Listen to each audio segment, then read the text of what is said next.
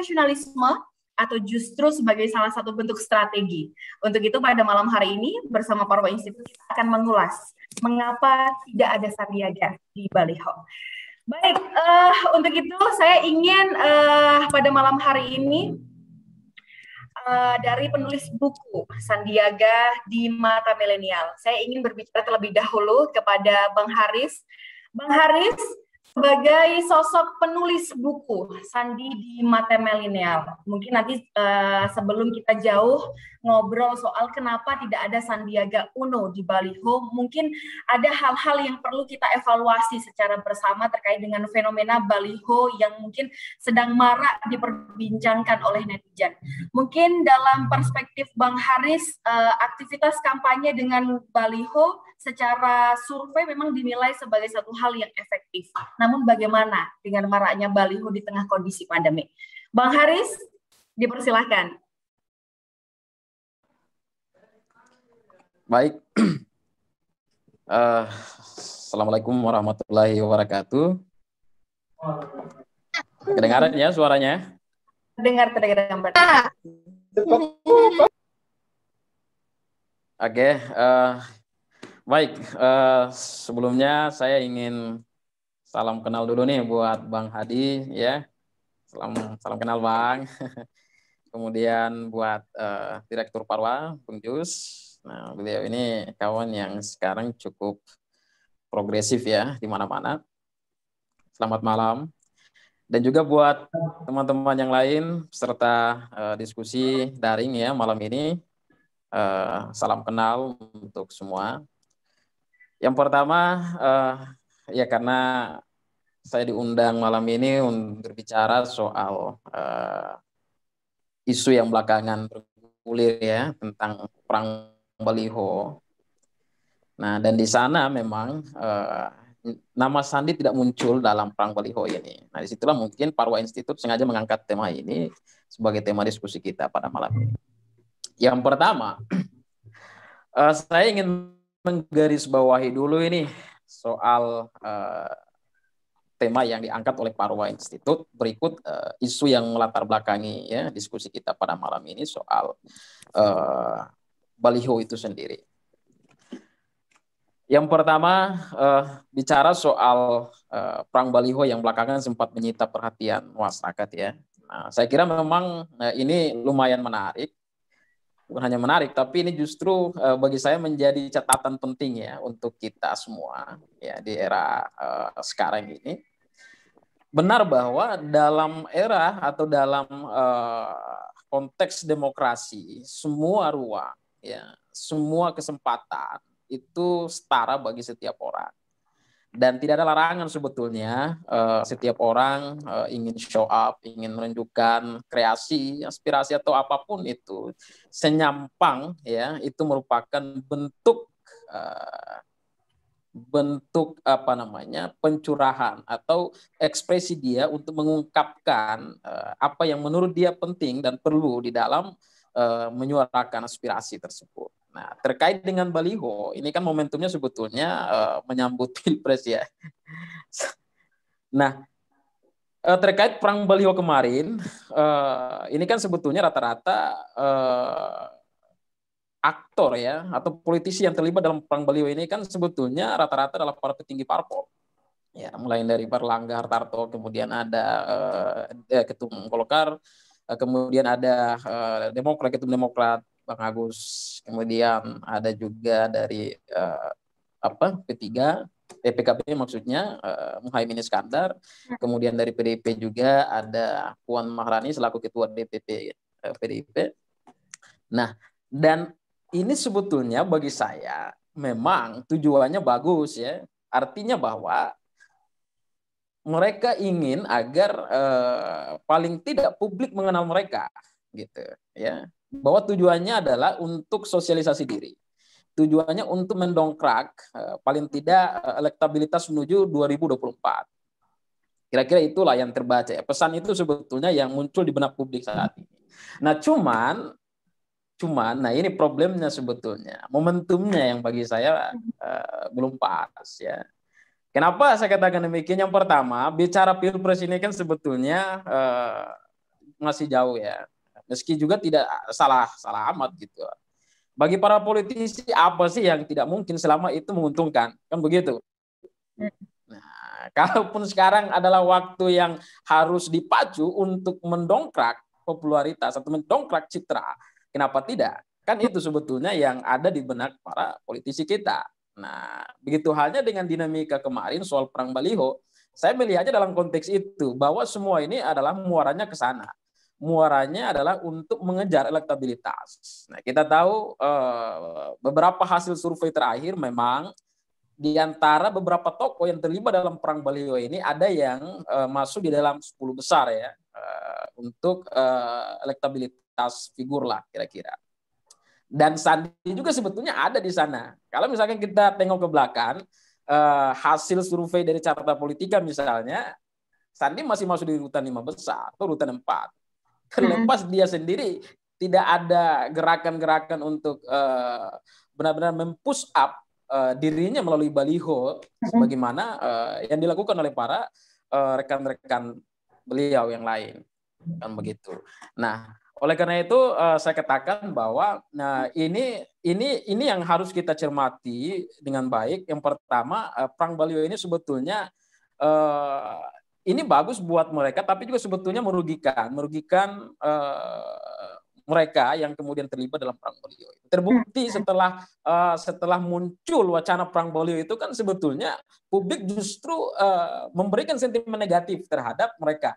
Begitu. Banyak yang kemudian mengecam dengan menyatakan bahwa ini situasinya kurang pas, Pilpres masih jauh, dan sekarang adalah situasi pandemi, masyarakat seluruh Indonesia masih berduka. Ini orang lagi dilanda musibah, bencana nasional. Kenapa politisi tidak sibuk atau tidak mengumpulkan energi untuk mengatasi pandemi, tapi justru malah mengambil start untuk menyambut momentum 2024 yang sebetulnya masih cukup jauh begitu. Nah, itu sebetulnya yang pertama. Yang kedua, ini kita masuk di tema diskusi kita. Kenapa Sandi tidak ada di sana? Nah, ini pertanyaan yang ditunggu-tunggu sebetulnya oleh teman-teman. Oke, Bang Haris mungkin akan kita tahan dulu ya. Kita tahan dulu untuk pembahasan tersebut. Saya ingin ngobrol-ngobrol dulu dengan pemateri yang lain terkait dengan itu. Jadi kita tahan dulu semangat kita untuk membahas terkait kenapa tidak ada Sandi di baliho. Oke, kita tahan dulu. Terima kasih Bang Haris. Saya ingin geser terlebih dahulu ke Direktur Eksekutif Parwa Institute. Mungkin melihat dari perkembangan dinamika partai politik dan juga tokoh-tokoh politik hari ini, mungkin ada pandangan-pandangan lain juga dari Direktur Eksekutif Parwa Institute. Tapi saya ingin menggarisbawahi dulu kira-kira evaluasi fenomena baliho, mulai dari kepak sayap dan lain sebagainya. Apakah memang sebegitu efektifnya untuk pembahasan atau kampanye dengan baliho di tengah kondisi pandemi seperti ini? Saya persilakan kepada Bang Jusrianto. Ya, selamat malam untuk semuanya. Salam sejahtera. Selamat malam Bang Hadi, apa kabar? Kita jumpa lagi via virtual. Semoga sehat selalu Bang. Alhamdulillah baik, makasih. Ya, Bung Haris, apa kabar Bung? Kayaknya semakin segar, semakin fresh.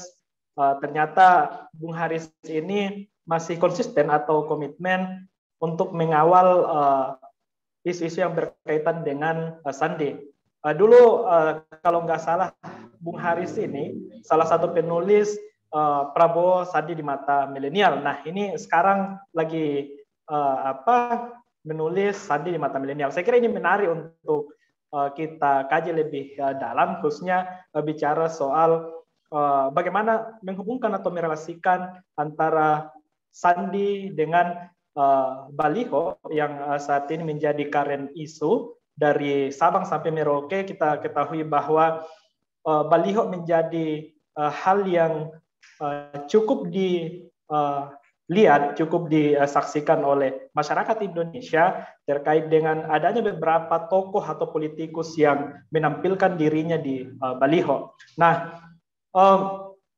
kenapa Sandi tidak ada di baliho? Nah, kita ketahui tadi bahwa Bung Haris sudah menyampaikan, Bung Haris sudah menjelaskan terkait dengan ruang demokrasi yang cukup bebas di Indonesia, siapapun yang ingin mengekspresikan, siapapun yang ingin mengkampanyekan dirinya dalam konteks menuju kontestasi politik itu tidak menjadi persoalan, karena memang prinsip demokrasi ada dua hal yang paling penting bicara soal secara politik maupun secara ekonomi. Nah, ini kita bicara soal politik, bicara soal freedom, kebebasan, dan hari ini bisa dibuktikan bahwa memang dari 98 sampai 2021 atau sekitar kurang lebih 22 tahun, 23 tahun terkait dengan sistem demokrasi yang dibangun di Indonesia dengan sistem multipartai.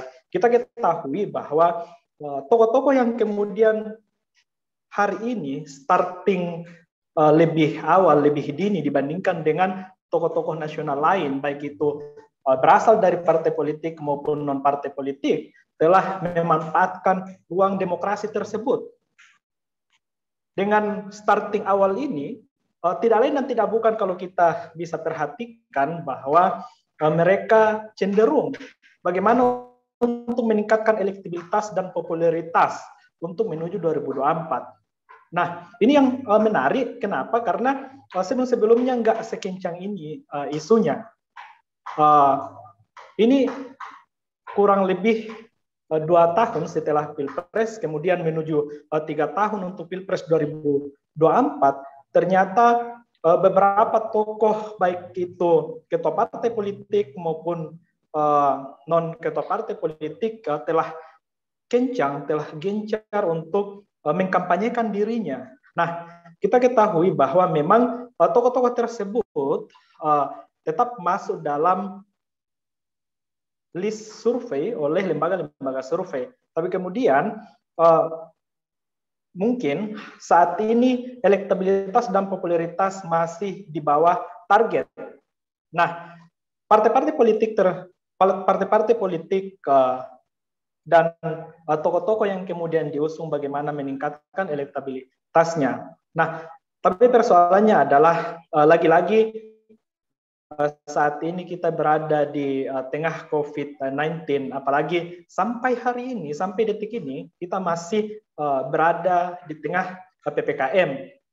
Artinya adalah Indonesia itu tidak baik-baik saja dengan adanya COVID-19. Begitu besar, begitu signifikan dampak yang dimunculkan oleh COVID-19 ini, mulai dari sektor kesehatan, sektor keamanan, sektor ekonomi, pendidikan, kondisi sosial budaya yang berubah secara signifikan, maupun kondisi politik. Nah, tapi kenyataannya adalah ternyata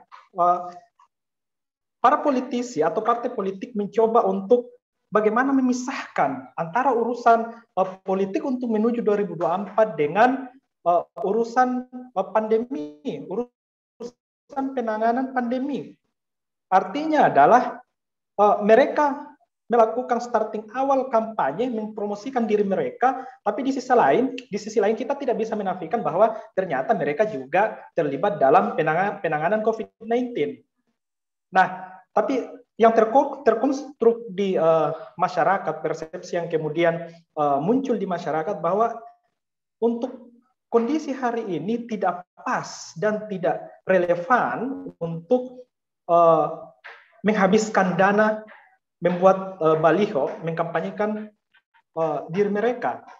Kita tahu ketika kita misalnya ke daerah-daerah, ternyata baliho-baliho yang terpampang begitu banyak, begitu saya kira cukup mahal. Mungkin Bang Hadi punya hitung-hitungan sendiri nanti terkait dengan satu baliho itu berapa dana yang dihabiskan gitu.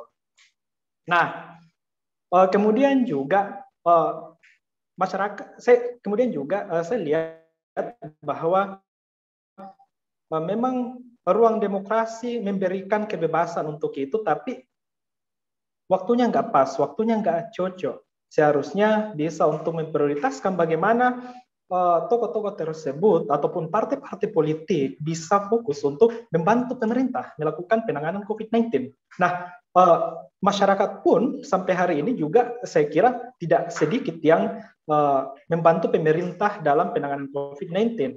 Khususnya misalnya mengikuti program vaksinasi. Gitu. Nah, terkait dengan tokoh-tokoh yang tidak melakukan starting awal meningkatkan popularitas ataupun elektabilitas, ini yang kemudian kita perlu untuk apresiasi bahwa tahun ini belum tahun politik, gitu. Tahun ini belum tahun politik.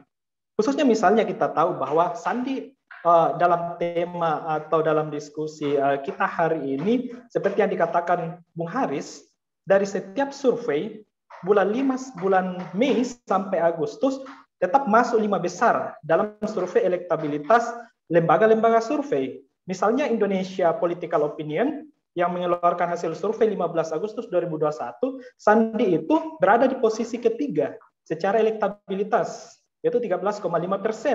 Begitupun dengan Carta Politika yang mengeluarkan hasil survei 8 Agustus 2021, posisinya urutan keempat, 7,7%.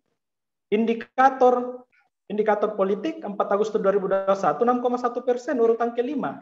Indo Strategik juga menempatkan Sandi di urutan kelima, 6,8%. SMRC juga urutan keempat dengan elektabilitas 7,9%. Arus survei Indonesia 8,3%, 16 Juni 2021 urutan keempat. Akar rumput strategik 6,9%,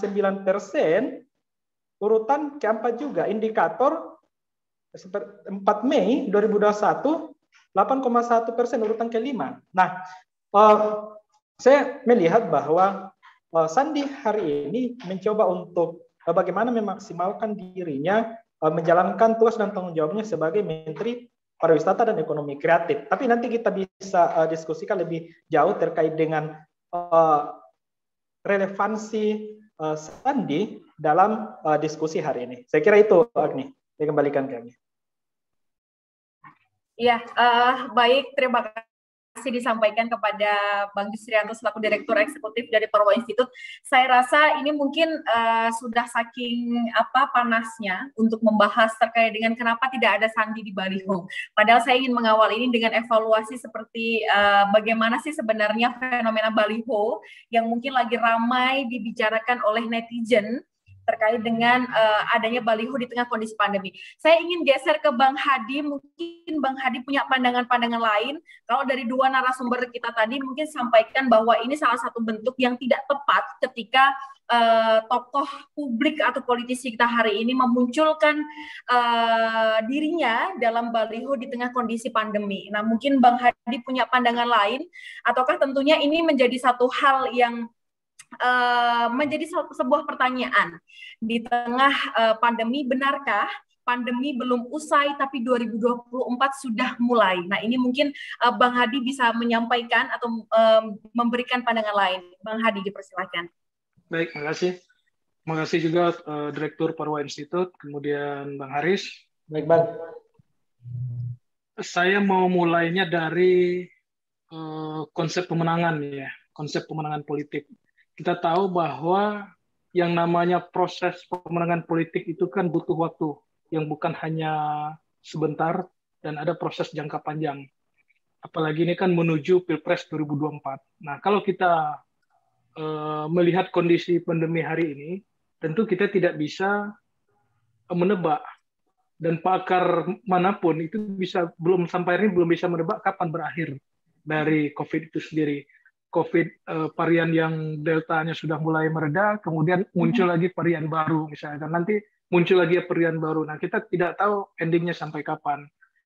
Kalau para politisi yang punya keinginan untuk maju di Pilpres 2024, kalau tidak mulai dari sekarang mau kapan lagi? Kan itu pertanyaannya. Nah, artinya proses menuju 2024 itu kan tidak lama. 3 tahun itu waktu yang singkat. Sekarang kalau kita hitung dari bulan September menuju Februari 2024, itu kan sangat singkat sekali. Tahun depan itu akan sudah sangat ramai sekali. Nah, apalagi para calon presiden dan wakil presiden itu harus membuat konsep pemenangan politik yang ada proses pemenangan jangka panjang yang kemudian jangka pendek. Nah, itu harus dipikirkan dengan baik ya dan terukur. Karena dengan kondisi yang ada hari ini, memang yang menjadi titik titik persoalannya, banyak yang mengatakan bahwa baliho bertebaran di mana-mana. Kemudian tidak tepat, misalnya tidak tepat pemasangan baliho di tengah kondisi COVID yang begini misalnya. Nah, saya ingin sampaikan bahwa salah satu strategi pemenangan itu kan ada serangan udara dan serangan darat. Ya, serangan darat itu bisa seperti door-to-door campaign, kemudian ada JOTP namanya, kemudian door-to-door dari rumah ke rumah misalnya kan. Nah, kemudian juga menggerakkan relawan, mobilisasi massa, macam-macam ya. Itu yang namanya serangan darat. Nah, ada namanya serangan udara. Nah, serangan udara ini kan bisa melalui media televisi, bisa melalui ruang publik. Nah, ruang publik itu kan macam-macam. Ada baliho, ada banner, kemudian ada spanduk, ada poster, kemudian ada billboard. Nah, yang ramai sekarang kan billboard sebenarnya. Nah, billboard ini yang ramai sebenarnya. Karena billboardnya kan kelihatan betul oleh para elit-elit politik, kemudian terpampang di pusat-pusat kota besar dan di jalan-jalan besar. Dan pemasangan itu tentu menimbulkan reaksi yang cepat dari masyarakat dan para pegiat kemanusiaan menyoroti hal itu. Nah, kalau saya melihat, karena memang mau tidak mau para calon presiden harus bergerak. Karena syarat pertama dari seorang calon presiden untuk mendapatkan tiket pencalonan awalnya kan dari elektabilitas. Kalau dari beberapa calon presiden nanti elektabilitasnya tidak memadai, maka dia tidak akan bisa dipertimbangkan oleh partai politik untuk dimajukan sebagai calon presiden. Kenapa? Karena partai politik juga ingin menang, ya kan? Dia ingin mencalonkan calon presiden yang punya elektabilitas dan punya potensi untuk menang. Apalagi di 2024 nanti, kalau amandemen terkait dengan masa jabatan presiden tidak atau ditolak, maka pertarungan yang akan terjadi kan pertarungan bebas. Semua calon presiden yang ada hari ini punya potensi untuk menang. Kenapa saya katakan demikian? Dari berbagai lembaga hasil survei, hari ini elektabilitas tertinggi masih Prabowo. Ya. Dan wajar, karena Prabowo sudah bertarung 3 kali. Ya. Kemudian ini yang, kalau maju lagi, yang keempat. Nah, artinya dengan majunya yang sekarang, tentu dengan elektabilitas yang cukup memadai di atas 20%, artinya masih bisa dikejar oleh lawan-lawan politik yang lain, karena lawan-lawan politik yang lain sampai hari ini belum bergerak maksimal. Kemudian reaksi ini sebenarnya kan terjadi pada saat dimunculkan beberapa hasil survei beberapa waktu yang lalu. Saya ingin katakan bahwa agar seseorang bisa dilirik oleh partai politik baik untuk menjadi calon presiden maupun calon wakil presiden, maka dia harus masuk di 3-4 besar dalam urutan survei. Nah, pertanyaan, siapa yang masuk di urutan 3 dan 4 besar ini? Kalau seseorang tersebut bukan ketua partai, tentu sulit untuk mendapatkan tiket dari partainya sendiri, partai lain maksudnya. Nah, kita punya misalkan ada beberapa calon presiden. Ada yang ketua partai, misalkan kita sebut saja ada Prabowo. Kemudian ada Golkar, Erlangga Hartarto. Kemudian Demokrat ada AHY. Kemudian PKB ada Muhaimin. Kemudian nama-nama yang saya sebutkan tadi itu punya potensi untuk maju sebagai calon presiden, ya, dan atau sebagai wakil presiden. Karena di dalam pemilihan presiden atau pemilihan langsung yang kita lakukan pada saat ini, itu kan berlaku hukum besi. Artinya, siapa yang tidak dikenal makanya tidak dipilih, ya kan? Tidak dikenal makanya tidak dipilih. Yang kenal saja belum tentu memilih, apalagi tidak dikenal.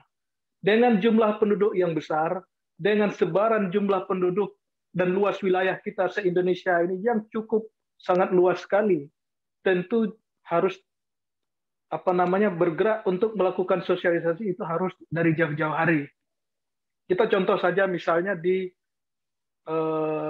yang paling santer kemarin kan terkait dengan calon presiden siapa dari PDI Perjuangan. Kan itu yang buat ramai awalnya kan di sana. Karena elektabilitas di hasil survei itu rata-rata Ganjar masih di atas dibandingkan Puan Maharani. Nah, kemudian baru di bawah ada Tri Marini. Nah, dengan kondisi begitu, kita bisa lihat kalau dibandingkan dengan Ganjar dengan Mbak Puan misalnya, tentu baliho Mbak Puan paling banyak se-Indonesia. Hampir rata kalau menurut informasi yang saya dengar, hampir rata seluruh Indonesia di pusat kota-kota besar. Nah, itu apa artinya? Artinya itu merespon dari hasil survei yang sebelumnya. Kalau seandainya elektabilitas Ganjar masih di atas Mbak Puan, konflik di internal ya, terkait dengan siapa yang akan didorong menjadi calon presiden 2024 nanti. Nah, kalau seandainya hasil surveinya masih Ganjar yang paling teratas, tidak menutup kemungkinan Ganjarnya akan diambil oleh partai yang lain. Bisa Nasdem misalnya, atau partai yang lain yang masih nasionalis misalnya, yang bisa satu visi dengan Ganjar misalnya. Karena Ganjar tingkat elektabilitasnya, dia menguasai cukup kuat sebagai daerah basis di Jawa Tengah. Nah, kemudian kita lihat lagi beberapa wilayah-wilayah prioritas di Indonesia. Di Indonesia ini kan ada 10 kunci kemenangan untuk calon presiden. Itu 10 itu ada 10 wilayah terbesar, yaitu ada Jawa Barat, Jawa Timur, Jawa Tengah, Sumatera Utara, Banten, DKI Jakarta, Sulawesi Selatan, Lampung, Sumatera Selatan, dan Riau. Ini 10 provinsi terbesar. Tetapi yang paling besar lagi yang menentukan ada 3, Jawa Barat, Jawa Timur, Jawa Tengah. Nah, makanya kita tidak heran di setiap hasil survei selalu muncul nama Ganjar. Kenapa ada Ganjar? Karena Jawa Tengah jumlah penduduknya 14,77% dari populasi yang ada. Kemudian Jawa Timur siapa? Jawa Timur tokohnya banyak, Muhammad Iskandar di situ. Nah, kemudian Jawa Barat ada nama Ridwan Kamil misalnya. Kemudian ada juga Prabowo misalnya. Nah, kemudian Sumatera Utara siapa dan seterusnya. Nah, rata-rata mereka yang muncul di hasil survei di posisi teratas adalah mereka yang punya wilayah-wilayah basis suara. Kemudian yang kedua, mereka yang punya popularitas. Nah, popularitas itu penting, ya. Kalau untuk maju sebagai calon presiden, misalnya, setidaknya pada saat maju ke arena nanti, popularitasnya seenggak-enggaknya 75%. Nah, pertanyaannya kenapa Sandi tidak ada di baliho, sedangkan hasil surveinya selalu masuk dalam 5 besar. Nah, kalau saya lihat dari hasil survei, dari bulan Maret sampai dengan April ya, yang saya pantau, ini di luar yang terbaru ya, di luar yang terbaru ini saya mau berbicara sebelum terjadi perang baliho, ya, sebelum terjadi perang baliho. Nah, saya mau katakan kondisi existing pada saat Februari, Maret, dan April, Prabowo masih tetap teratas ya, dengan elektabilitas 20-an%, rata-rata 20-an% ya. Kemudian di bawah itu ada Anies Baswedan, kemudian ada Ganjar Pranowo, ada Sandi, ada Ridwan Kamil, ada AHY, dan nama-nama yang lainnya masih di bawah. Ada termasuk di situ ada Sri Mulyani, ada Mbak Puan, ada Gatot Mahfud, dan terusnya ada Erlangga, kemudian ada Erick Thohir dan sebagainya, banyak sekali. Nah, kondisi itu pada saat survei Maret dan April ya, Februari, Maret, dan April. Nah, kita lihat pada survei terakhir, apakah ada peningkatan dari hasil survei tersebut, misalnya, dari nama-nama yang saya sebutkan di atas. Nah, tentu akan jadi pertanyaan, karena waktu kita tinggal lebih kurang sekitar sekarang 2021, 2022, 2023, 2024, nggak nyampe 3 tahun ini. Ya kan? Nggak nyampe 3 tahun, 2 tahun efektif sebenarnya. Nah, tentu untuk melakukan proses pemenangan politik, tidak ada salah satu jalan yang harus dilakukan. Pertama, ruang publik. Ya, ruang publik. Kemudian yang kedua, ada program sosial kemasyarakatan, ya, program-program yang ditawarkan ke masyarakat seperti apa. Nah, kemudian yang ketiga juga sosial medianya seperti apa. Karena kita tahu bahwa hari ini pemilih-pemilih milenial juga banyak, kemudian akses media juga besar. Maka selain ruang publik yang harus dipenuhi juga media sosial, kemudian juga diiringi dengan kegiatan sosial. Nah, saya mau katakan satu persatu terkait dengan beberapa calon presiden yang ada pada hari ini. Saya mau mulai dari Prabowo. Prabowo hari ini masih dikatakan sebagai calon terkuat untuk pemilu 2024 yang akan datang. Pertama, beliau adalah ketua partai. Suara Gerindra cukup besar dan kursinya cukup besar. Tinggal nyari satu partai itu sudah bisa menjadikan calon presiden. Nah, yang cukup santer ini kan koalisi antara Gerindra dan PDI Perjuangan. Gerindra, kalau seandainya presidennya adalah Gerindra, maka Prabowo besar kemungkinan akan didorong. Nah, pertanyaannya Sandi nanti mau maju lewat mana? Kalau seandainya Prabowo yang maju, apakah Sandi akan masuk partai lain atau didorong oleh partai lain? Nah, itu pertanyaan pertamanya. Nah, kemudian yang kedua, Anies sampai hari ini tidak punya partai politik. Kemudian 2022 masa jabatan Gubernur DKI habis. Artinya panggung politiknya terbatas. Nah, tinggal nanti apakah dia akan mampu mempertahankan elektabilitasnya, kemudian dia keliling dengan programnya, datang ke daerah-daerah untuk sosialisasi misalnya, kemudian mendapatkan tiket partai politik. Nah, pertanyaan partai politik apa yang memungkinkan Anies untuk bisa dapat? Makanya dia harus kejar elektabilitas, dia harus tinggi. Kalau elektabilitasnya nomor 1 atau nomor 2 misalnya, maka besar kemungkinan dia akan dapat tiket partai dari misalnya PKS yang cukup santer ya, atau partai yang lain nanti kalau elektabilitasnya bagus. Kemudian ada nama Ganjar. Ganjar masih dibayangi dengan Mbak Puan, karena ini sama-sama pergi perjuangan. Mungkinkah nanti Ganjar akan maju lewat partai lain, misalkan Nasdem yang ingin juga kepincut dengan yang Ganjar dengan elektabilitas yang tinggi pada hari ini. Apakah nanti akan tetap mendorong Mbak Puan berpasangan dengan siapa? Apakah berpasangan dengan Prabowo atau seperti apa? Nah, kemudian Sandi, partainya apa? Kan itu pertanyaannya nanti. Kan maju lewat mana? Kalau seandainya Prabowo tidak maju, maka besar kemungkinan Gerindra yang salah satu yang punya potensi adalah Sandi. Karena Sandi ini bukan tokoh baru. Ini pemain lama, ya. Pernah maju di DKI Jakarta, kemudian pernah jadi calon wakil presiden. Artinya tingkat popularitas dari Sandi itu tidak diragukan lagi. Makanya Sandi tidak pasang baliho. Nah, itu jawabannya. Kenapa Sandi nggak pasang baliho? Karena dia sudah sadar bahwa posisi existing dia sudah duluan start jadi calon gubernur DKI, kemudian jadi calon wakil presiden. Kalau dia mau pasang baliho hari ini, dia sudah terkenal, ya kan? Nah, kemudian yang kedua, dia punya panggung politik. Dia sebagai menteri, dengan kapasitas sebagai menteri, dia punya kapasitas untuk membangun brandingnya lewat kementerian yang dia punya. Apalagi dia menteri pariwisata, ya kan? Nah, artinya Sandi masih punya peluang karena dia punya panggung politik. Kemudian dia dia punya posisi start yang bagus. Ya. Itu kenapa Sandi tidak pasang baliho. Nah, kemudian Ridwan Kamil punya basis di Jawa Barat misalnya kan. Nah, Jawa Barat jumlah pemilihnya besar. Nah, keunggulan Ridwan Kamil kan di media sosial. Nah, kemudian dan seterusnya, termasuk ada AHY, kemudian ada yang menjadi ada AHY, kemudian ada Puan Maharani, kemudian ada Erlangga, kemudian juga ada Muhammad Iskandar. Nah, ini yang harus bergerak juga harus maksimal. Nah, baliho saya katakan tidak menjadi alat nomor 1 untuk memperkenalkan diri, ya, untuk membangun popularitas. Kalau Anda tahu bahwa yang paling besar dijangkau untuk sosialisasi itu sebenarnya media televisi. Media televisi, ya. Nah, untuk masuk media televisi tentu harus ada judulnya. Judulnya apa? Kalau menteri kan gampang. Dia punya program, punya kegiatan, kemudian masuk berita. Seminggu aja masuk berita udah bisa muncul di hasil survei atau nama popularitasnya udah muncul. Nah, kemudian baliho yang saya sebutkan tadi itu hanya bisa dilihat di pusat-pusat kota, kemudian di daerah-daerah yang punya akses terhadap terhadap lalu lintas di jalan-jalan utama. Tetapi kalau berbicara tentang di pedesaan belum tentu. Makanya kalaupun Mbak Puan itu balihonya banyak dan tersebar di mana-mana, kemudian Erlangga juga sudah mulai pasang baliho saya lihat di mana-mana. Kalau itu hanya terbatas hanya billboard saja atau baliho saja di pusat kota, jangan harap elektabilitas juga akan naik.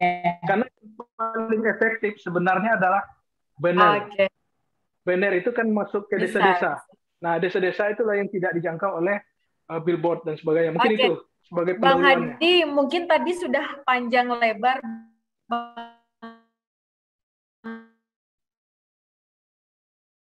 Hadi juga sampaikan menyangkut terkait kenapa tidak ada Sandi di baliho.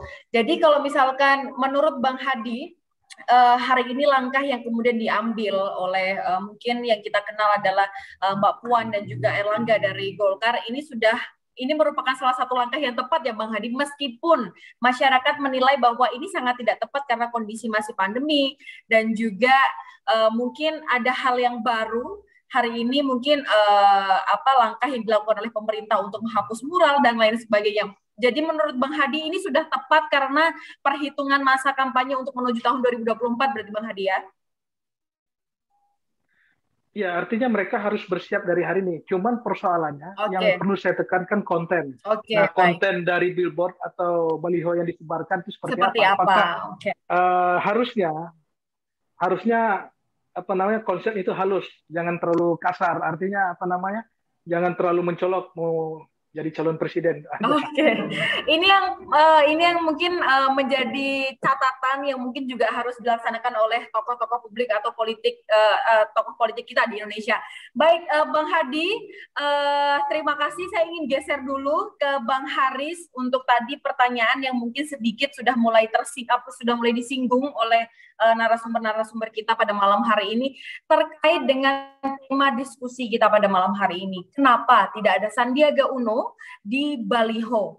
Nah, saya ingin ke Bang Haris. Bang Haris, mungkin tadi sedikit sempat mau dibahas oleh Bang Haris melihat tidak adanya Sandiaga Uno dalam baliho. Kalau tadi Bang Hadi sudah sampaikan beberapa tokoh politik hari ini sudah mulai bicara terkait dengan Sandiaga Uno. Apakah ini merupakan salah satu bentuk profesionalisme yang dilakukan oleh Sandi sebagai salah satu menteri juga hari ini, ataukah justru ini sebagai salah satu strategi yang mungkin yang dilakukan oleh Sandiaga? Bang Haris, dipersilakan. Ya, baik.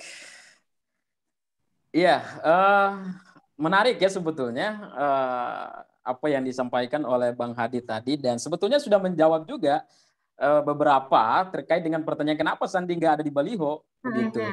Nah, cuman saya memberikan beberapa catatan juga sebetulnya dari apa yang disampaikan oleh Bang Hadi, bahwa dari awal saya sudah tekankan ya, sudah kita garis bawahi bahwa apa yang kini dilakukan oleh para public figure soal perang baliho kemarin itu memang sah-sah saja. Ya, dan demokrasi sebetulnya menghendaki itu. Nah, cuman kan sebetulnya ada etika politik yang memang harus betul-betul diperhatikan juga, termasuk juga konteksnya sekarang, situasinya sekarang apakah memungkinkan. Kemudian tadi Bang Hadi juga sebetulnya sudah menyebut ya bahwa baliho atau billboard ya itu bukan satu-satunya ya cara yang efektif untuk sosialisasi diri atau untuk kampanye diri ya.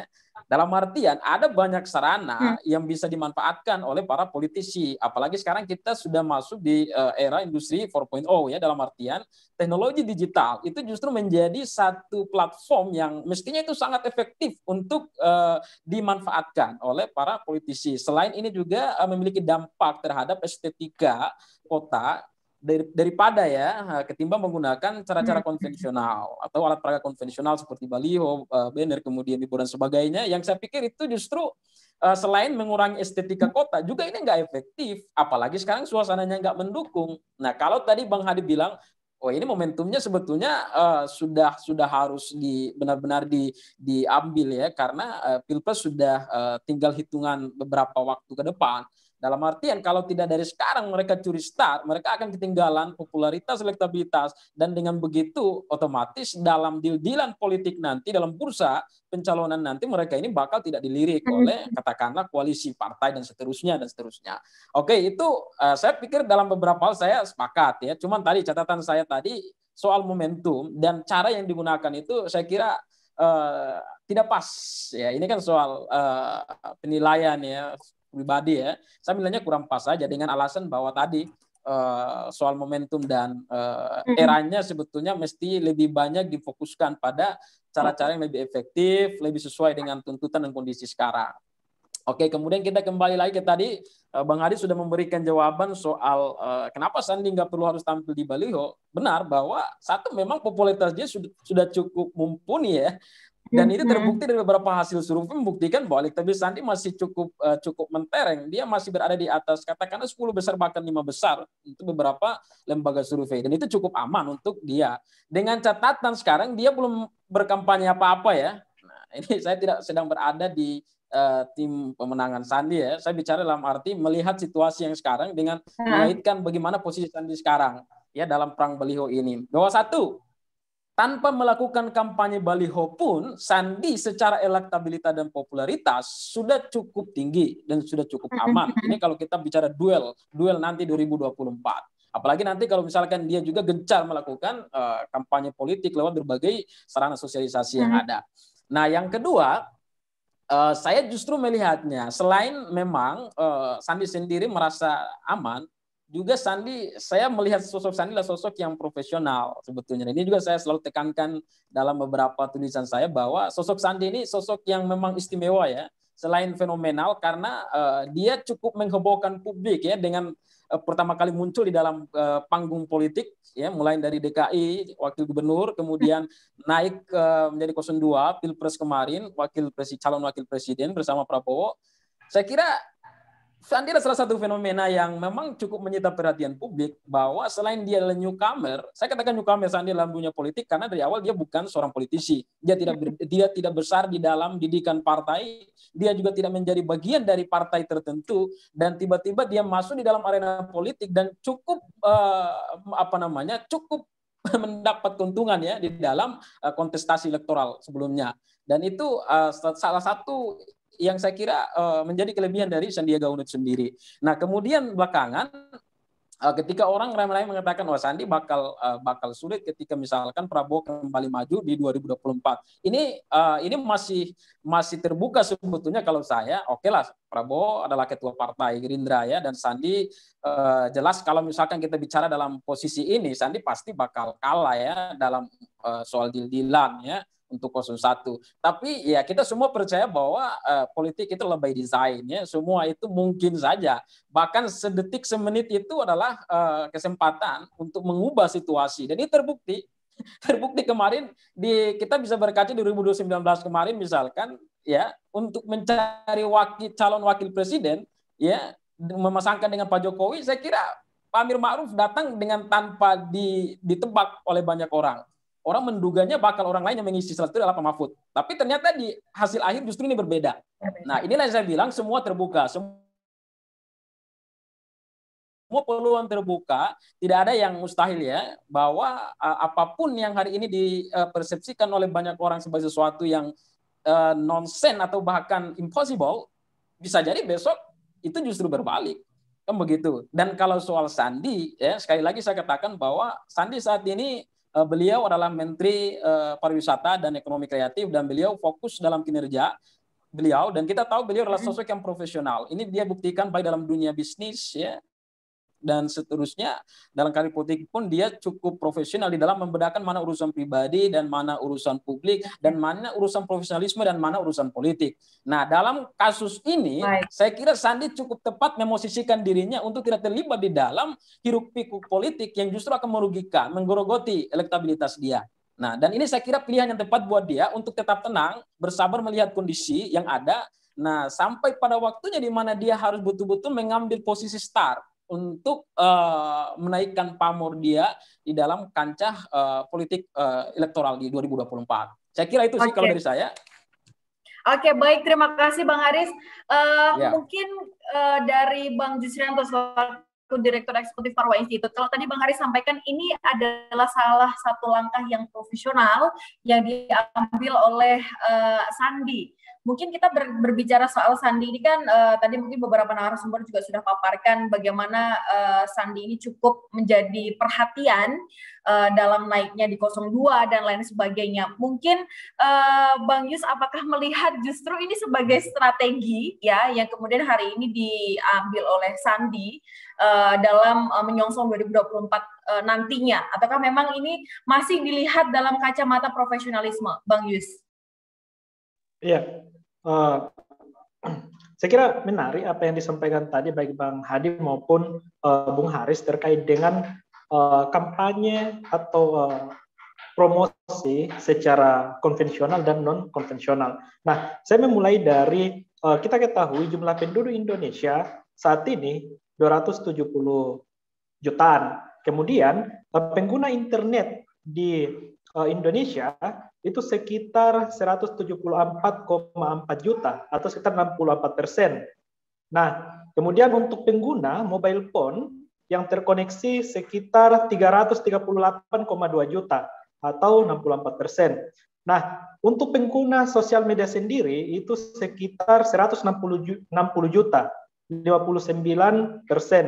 Nah, kemudian kita melihat kelompok atau generasi generasi apa yang paling banyak menggunakan internet, yaitu kita ketahui bonus demografi. Nah, kalau diklasifikasikan saat ini sebanyak 272,1 juta penduduk, ya sekitar 179,1 juta usia produktif. Nah, untuk milenial sendiri umur 21 sampai 36 tahun itu 63,5 juta atau 23%. Jumlah DPT tahun 2019 sebanyak 192 juta. Nah, ini saya kira menarik bahwa untuk melakukan kampanye atau menaikkan elektabilitas dan popularitas, mengapa tidak untuk dimasifkan atau dimaksimalkan berbasis digital. Banyak media-media yang bisa digunakan, kayak misalnya tadi Bang Hadi sempat menyampaikan terkait dengan ternyata TV itu sampai hari ini masih efektif. Kenapa? Karena pengguna dari Sabang sampai Merauke masih banyak masyarakat pedalaman yang menggunakan atau masih menyaksikan program TV. Nah, tapi kemudian kita ketahui bahwa media-media sosial cukup sangat efektif untuk melakukan promosi atau mengkampanyekan diri bagaimana masyarakat Indonesia tahu, apalagi pengguna sosial media di Indonesia itu 160 juta. Itu lebih dari 1/2 jumlah penduduk Indonesia atau 59%. Nah, kita kembali ke Sandi, bahwa Sandi ini masih dikenal atau yang terkonstruk dalam pikiran masyarakat Indonesia khususnya generasi milenial. Sandi ini dikenal sebagai sebagai tokoh milenial yang kemudian cukup sukses baik di panggung bisnis, ekonomi maupun di panggung politik. Nah, saat ini Sandi sebagai Menteri Pariwisata dan Ekonomi Kreatif belum cukup 1 tahun, atau mulai jabatannya atau mulai dilantik pada tanggal 23 Desember 2020. Sekarang tanggal 3 September 2021, artinya Sandi belum 1 tahun menjabat sebagai menteri. Tapi kemudian ketika kita bisa melihat dan mengamati aktivitas Sandi selama menjabat sebagai menteri,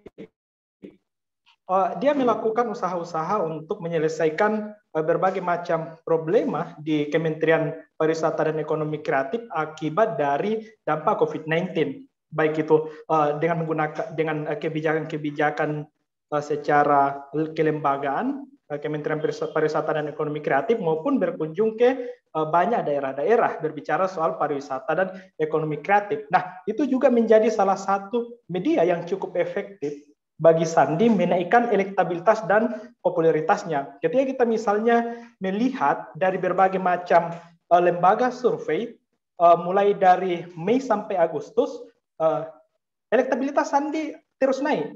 Walaupun tidak ada di baliho di sudut-sudut kota, di kota seluruh Indonesia, tetapi elektabilitasnya ternyata naik. Misalnya saja saya sebutkan Mei 22 Mei 2021, akar rumput strategik menempatkan Sandi di urutan ke-4 dengan 6,9%. Nah, Arus Survei Indonesia menempatkan Sandi di urutan ke-4 dengan elektabilitas 8,3%. Artinya ada 2 kali kenaikan yang kenaikan elektabilitas Sandi.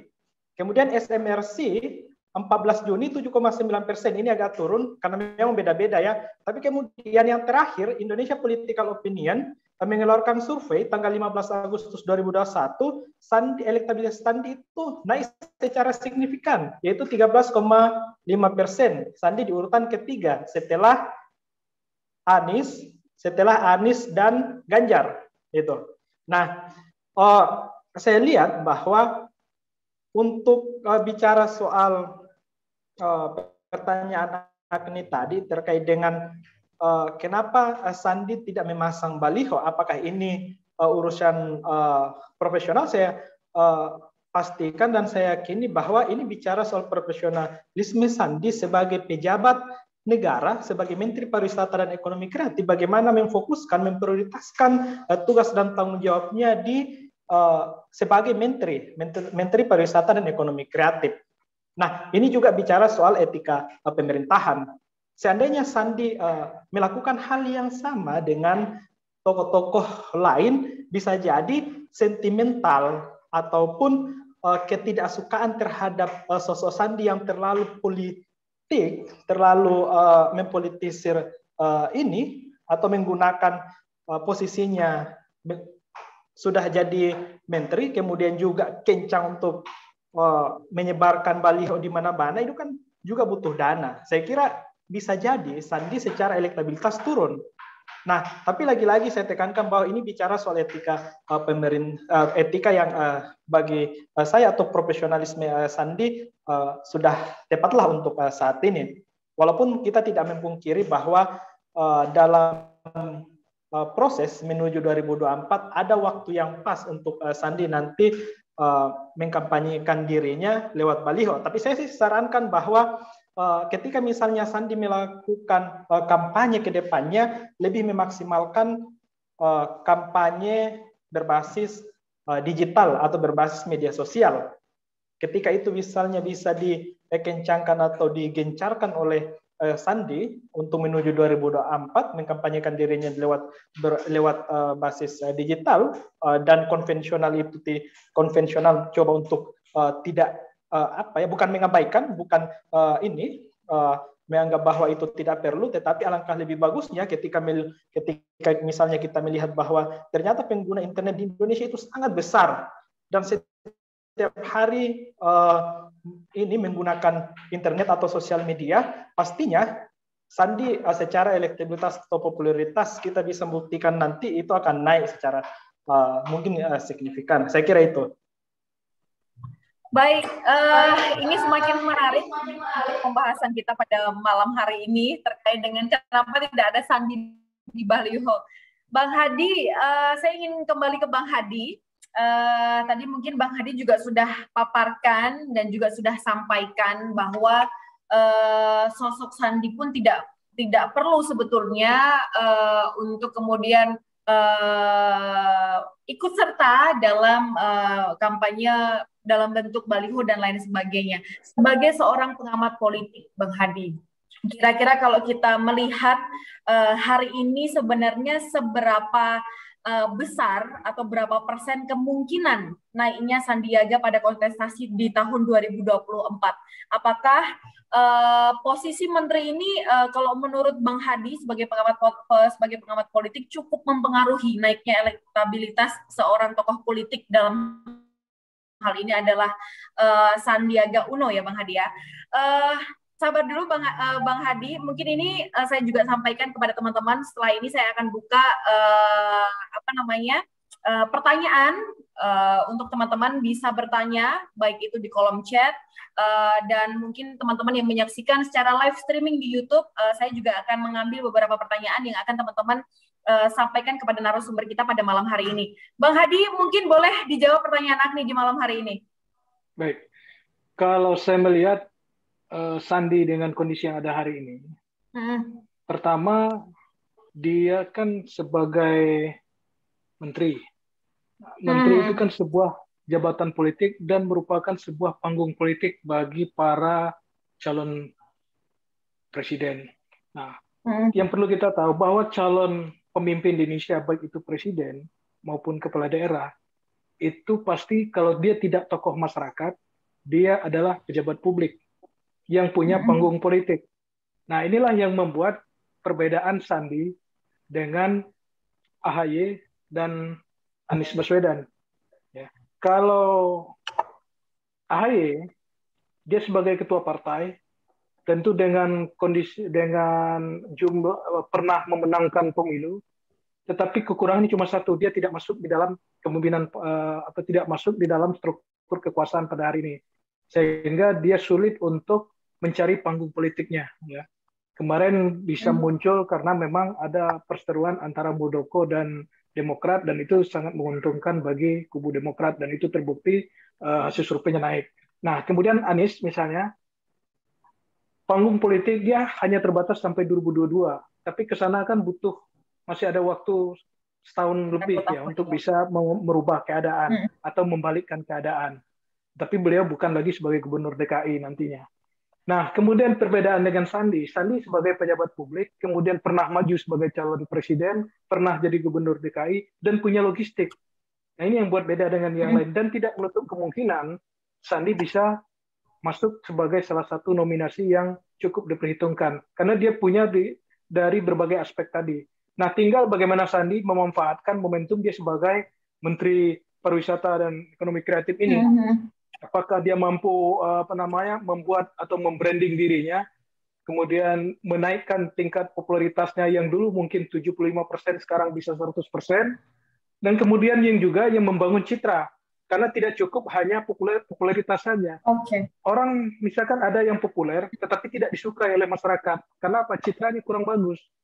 Nah, tinggal bagaimana Sandi ya dengan popularitas yang ada dia tingkatkan, kemudian membangun citra. Nah, citra ini yang penting.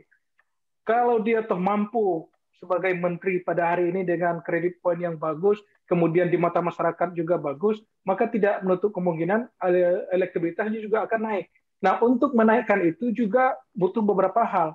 Kemudian beberapa hal itu yang boleh saya katakan. Pertama, tentu program dari Kementerian Pariwisata itu sendiri. Apakah itu akan menyangkut terkait dengan apa yang diinginkan masyarakat hari ini di tengah kondisi COVID pada hari ini. Kemudian yang kedua, strateginya, brandingnya, kemudian cara dia akan menyentuh masyarakat, itu seperti apa. Nah, itu akan menentukan lagi. Itu poin yang selanjutnya, di luar popularitas. Kalau dari tadi kan kita selalu bicara tentang popularitas, karena memang judulnya baliho. Ya, karena judulnya baliho, tadi kita bicara popularitas. Tapi di luar popularitas, ada juga hal lain yang perlu diperhatikan, yaitu adalah tingkat kesukaan. Masyarakat suka nggak dengan calon-calon yang tadi dia kenal? Jangan-jangan sudah pasang baliho di mana-mana, popularitasnya sudah tinggi, kemudian masyarakat nggak suka. Nah, kan jadi sia-sia ya. Jadi saya katakan kalau memang nanti calon-calon presiden siapapunkah itu dia, baik itu Sandi, kemudian AHY, kemudian Anies Baswedan, perlu melakukan yang namanya kampanye seperti ruang publik. Ruang publik tidak terbatas hanya baliho. Sekali lagi saya katakan bukan baliho. Ada banner di situ yang bisa menyentuh langsung ke desa-desa. Nah, kemudian baru di televisi dan lain sebagainya, media sosial. Nah, itu hanya untuk membangun branding. Jadi branding dan popularitas, branding diri untuk membangun citra dengan popularitas itu harus seiring sejalan. Kalau enggak, maka sia-sia juga. Oke, Bang Hadi, mungkin ada pertanyaan aku yang belum dijawab sama Bang Hadi. Kira-kira sebagai seorang pengamat politik, berapa persen kemungkinan naiknya Sandi pada kontestasi 2024 jika dilihat dari kacamata Bang Hadi? Kalau dengan kondisi hari ini, Prabowo hasil survei paling tinggi, kemudian didorong oleh DPD dan DPC Demokrat, Gerindra seluruh Indonesia, maka peluang Sandi akan sangat tipis sekali, pasti calon presidennya Prabowo. Tetapi ada kemungkinan kedua, kalau seandainya nanti Prabowo tidak jadi maju, maka besar kemungkinan itu akan dimajukan adalah Sandi, karena popularitas sudah tinggi. Kalaupun Sandi tidak maju di presiden nanti, ada kemungkinan alternatif kedua, karena ini kan koalisi antara Gerindra dan PDIP misalnya. Tidak menutup kemungkinan gubernur DKI-nya Sandi akan jadi gubernur DKI, bisa jadi. Oke, baik, terima kasih Bang Hadi. Baik teman-teman peserta diskusi pada malam hari ini, saya akan membuka sesi tanya jawab dengan narasumber. Mungkin ini sudah ada beberapa pertanyaan yang kita terima di kolom chat, baik di kolom chat maupun di kolom komentar live streaming YouTube Parwa Institute. Ada beberapa pertanyaan, saya masih menunggu teman-teman apabila ada pertanyaan yang ingin disampaikan kepada narasumber kita pada malam hari ini. Sudah ada beberapa pertanyaan, kami akan memilih 3 pertanyaan yang mungkin nantinya akan dijawab di sesi kali ini oleh narasumber. Baik, saya masih menunggu.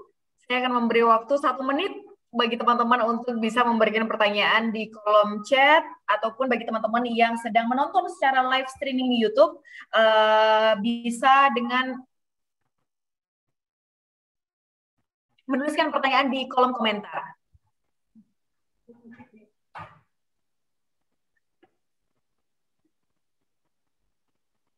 Oke, sudah ada beberapa pertanyaan yang masuk.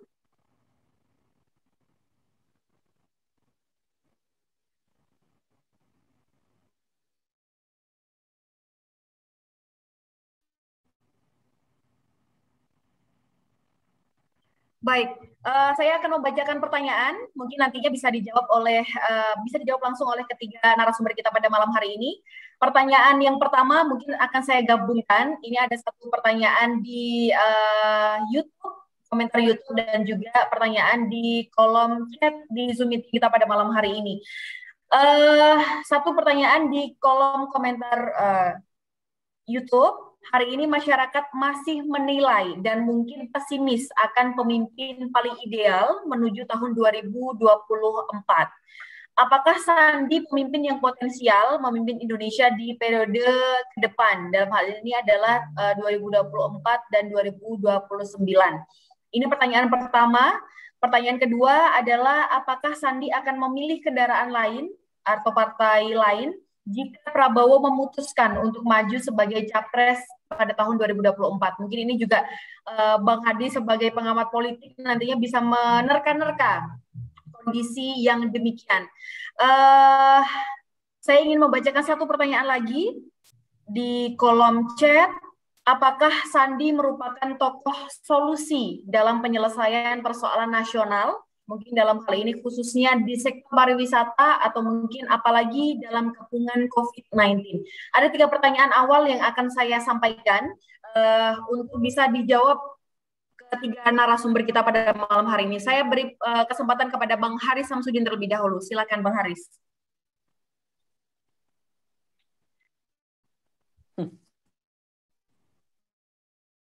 Baik. Ya ini juga sekaligus menyambung ya diskusi kita sebelumnya tadi. Saya katakan bahwa dari semua kelebihan ya, dari semua kekompletan yang dimiliki Sandi, kekurangannya sekarang itu hanya satu. Kalau kita bicara konteksnya adalah Pilpres 2024. Apa itu? Kendaraan politik. Kalau mau kita bicara jujur-jujuran yang lain, ekonomi, Sandi cukup mumpuni. Beliau cukup sukses sebagai pengusaha muda yang namanya sudah berapa kali tampil di majalah Forbes, salah satu majalah yang melis ya nama-nama orang dengan jumlah kekayaan yang cukup fantastis, dan Sandi masuk di dalam majalah itu hampir beberapa kali. Jadi dari segi ekonomi saya kira beliau cukup kuat ya. Ini kalau kita bicara urusannya logistik. Dari segi intelektual, siapa sih yang nggak tahu bahwa Sandi adalah sosok intelektual yang ya kalau kita mau melihat dari aspek track record dia dalam dunia akademik, beliau adalah sosok yang cukup berprestasi dalam dunia akademik. Bahkan sempat meraih IPK 4,00 ya. Meskipun itu bukan ukuran ya bahwa seseorang itu pintar atau enggak. Tapi paling tidak dari beberapa parameter itu saya kira dari segi keintelektualan, dari segi ekonomi, logistik dan seterusnya, Sandi sudah cukup bisa dibilang cukup aman. Kalaupun harus diajak berduel di 2024. Nah kemudian beberapa hal lain yang bagi saya, nah ini karena saya melihat Sandi ini sebagai sosok yang cukup komplit ya dengan segala keunggulan yang ia miliki dibandingkan dengan beberapa tokoh yang lain. Keunggulan berikut yang menurut saya dimiliki oleh Sandi adalah beliau adalah sosok politisi yang relatif cukup diterima di hampir semua kalangan. Ini mau kita iris dengan menggunakan irisan ideologi ataupun irisan massa atau irisan segmen dan seterusnya. Di kalangan milenial apalagi. Kita harus jujur bahwa dalam Pilpres kemarin Sandi itu cukup familiar di kalangan milenial. Bahkan dia diidentikan sebagai sosok milenial, sosok yang mewakili suara milenial. Dan itu sampai sekarang saya kira basis massa Sandi yang kemarin itu sampai sekarang belum hilang loh. Artinya apa? Basis massa Sandi yang kemarin ya ini akan benar-benar menjadi social capital buat dia untuk kemudian mendorong beliau untuk sebagai satu amunisi buat dia untuk kontestasi elektoral di Pilpres 2024 mendatang. Nah, kalau misalkan kita mau buat pendekatan teoretik misalnya, bicara manuver politik, bicara strategi politik, ya strategi kemenangan sebagainya, ada beberapa indikator yang memang tidak bisa tidak untuk dijadikan sebagai barometer. Yang pertama adalah social capital. Seberapa jauh, seberapa besar seorang politisi, seorang public figure itu diterima oleh masyarakat. Itu dulu deh kita harus lihat. Seberapa jauh sih Sandi diterima oleh masyarakat. Ini dari Pilpres kemarin kita sudah bisa melihat. Nama Sandi itu bahkan ada di mana-mana. Dan nyaris semua kalangan, tidak hanya dari kalangan ini, bahkan sampai emak-emak menerima Sandi sebagai figur yang bisa mewakili suara mereka. Yang kedua, bicara soal political capacity. Ya, atau bicara soal network, jaringan. Sandi punya ya jaringan politik, beliau sekarang ada di dalam pemerintahan dan di parpol juga, ya, dan beliau cukup punya amunisi untuk political capital, dan itu saya kira menjadi keunggulan Sandi juga untuk ke depan, meskipun ya kalau kita bicara soal posisi dia sekarang, ya kita harus akui bahwa Prabowo jelas masih diperhitungkan kalau bicara di internal Gerindra, ya, dan ini spektrum ini bisa saja berubah kalau misalkan ke depan ada dinamika situasi yang di luar dari prediksi kita hari ini. Nah, itu nanti kita bicara setelah ini. Dan yang ketiga adalah apa?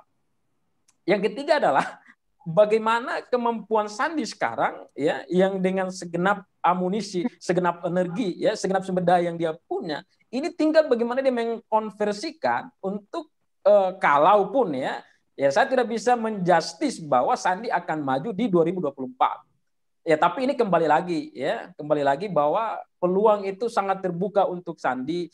Pun jika dia maju, dia punya semua keunggulan atau kemampuan yang bisa dia konversikan untuk kemenangan dia di Pilpres nanti. Nah, berikutnya yang saya kira menjadi kelebihan Sandi adalah ini orang sebetulnya cukup familiar dengan apa yang kita sebut sebagai era 4.0 sekarang. Ya.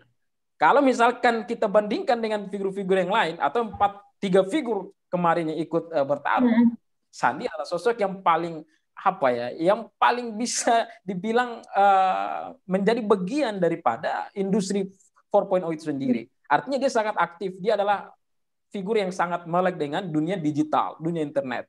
Apa yang dikatakan oleh Bung Yus tadi bahwa pangsa terbesar konstituen kita saat ini adalah kalangan muda, kalangan milenial, ya, atau kalangan pengguna internet yang jumlahnya hampir mencapai ratusan juta.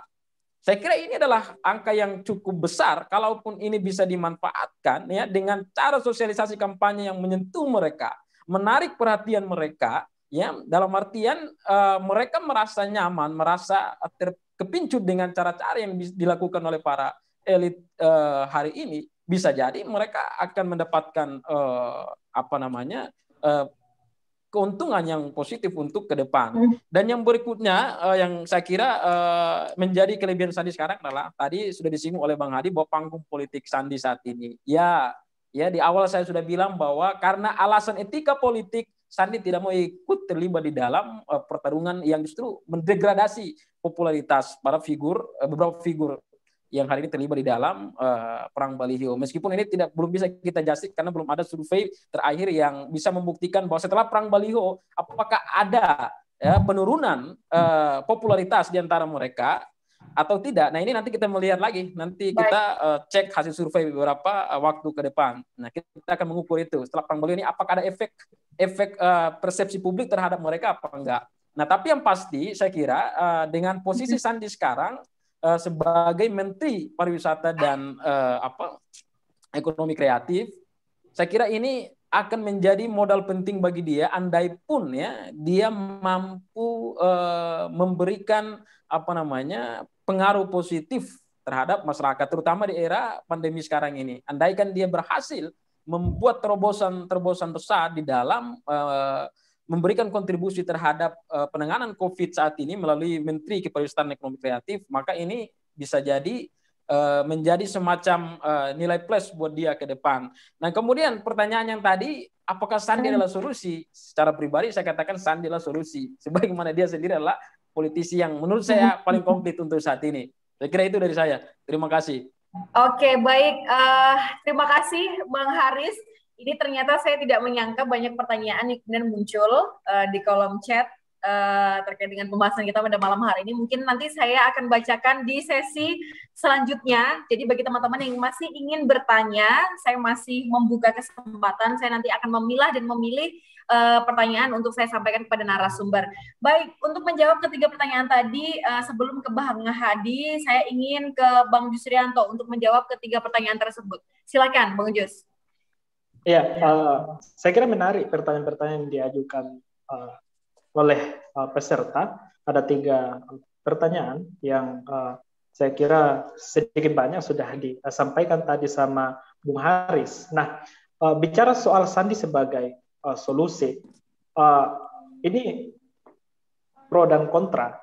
Tapi kemudian saya lebih menyinggung terkait dengan sandi itu adalah solusi yang juga pastinya banyak tokoh-tokoh nasional yang kemudian memainkan peran yang berbeda dengan sandi. Hari ini kita dihadapkan dengan COVID-19. Nah, salah satu sektor yang diserang atau paling merasakan dampak COVID-19 ini adalah sektor pariwisata dan ekonomi kreatif. Nah, ini yang kemudian ketika saya mencoba untuk mengkaji terkait dengan program-program Kementerian Pariwisata dan Ekonomi Kreatif, banyak inovasi-inovasi yang dilakukan. Baik itu bagaimana memulihkan UMKM di daerah-daerah, kemudian juga bagaimana membangkitkan destinasi-destinasi wisata yang ada di daerah-daerah, apalagi ada super prioritas destinasi wisata, kemudian ada 10 prioritas destinasi wisata. Nah, selain itu juga kita kenal dengan anugerah desa wisata, kemudian sekarang berjalan bantuan intensif pariwisata. Nah, selain itu juga kita bisa lihat pengembangan teknologi atau inovasi-inovasi yang dilakukan oleh Kemenparekraf di bawah komando Sandi, saya kira perlu untuk diapresiasi. Nah, artinya adalah Sandi selain memang memiliki background pengusaha dan juga akademisi, apalagi kan sudah doktor, pastinya modal-modal itu yang kemudian kapasiti atau kapasitasnya sebagai pengusaha, sebagai akademisi yang sudah doktor, dan juga sekarang sebagai pejabat publik yang pastinya ini bicara soal politik, dia bisa untuk mengkolaborasi itu untuk menyelesaikan berbagai macam persoalan. Tapi kita lihat beberapa bulan atau beberapa 1-2 tahun ke depan seperti apa dampak dari inovasi-inovasi atau kebijakan-kebijakan yang dilakukan oleh Sandi. Nah, selain itu juga ketika kita berbicara soal panggung yang digunakan Sandi dalam meningkatkan elektabilitas dan popularitasnya untuk menuju 2024, bukan hanya menggunakan kebijakan atau program-program Kementerian Pariwisata dan Ekonomi Kreatif, tapi juga beberapa media, beberapa wadah dimaksimalkan oleh Sandi, kayak misalnya ada OKOC, kemudian juga kemarin kalau nggak salah Sandi melakukan silaturahmi di hari kemerdekaan bersama komunitas SSU Sandiaga Salahuddin Uno dari seluruh penjuru Indonesia. Artinya adalah ternyata Sandi bukan hanya bisa mempromosikan, bisa mengkampanyekan dirinya melalui program-program pariwisata, program-program Kementerian Pariwisata dan Ekonomi Kreatif, tetapi juga ada wadah-wadah yang lain yang cukup efektif untuk mempertahankan basis Sandi 2019. Nah, perlu juga kita ketahui bahwa segmentasi Sandi dan Prabowo di Pilpres 2019, segmentasi basis masanya berbeda. Ada kesamaan dan ada perbedaan. Misalnya Sandi bisa bergerak sendiri, yang kemudian dengan menggunakan program OKOC-nya misalnya, yang banyak masyarakat yang cukup antusias untuk bergabung dengan OKOC. dengan program-program UMKM-nya.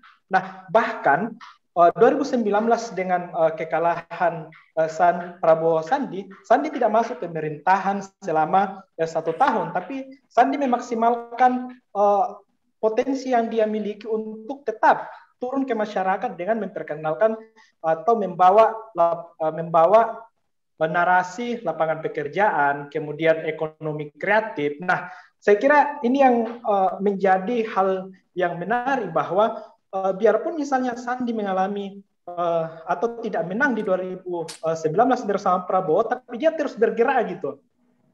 Nah, dari rentetan pasca Pilpres 2019 kemudian sampai hari ini ketika menjabat sebagai menteri, bahwa Sandi memiliki orientasi yang cukup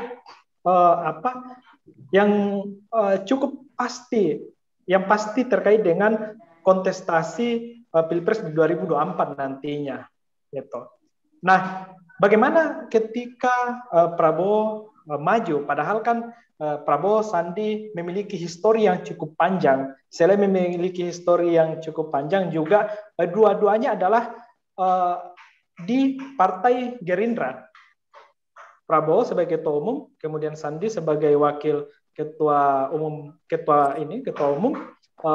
Saya kira ketua umum atau wakil ketua pembina.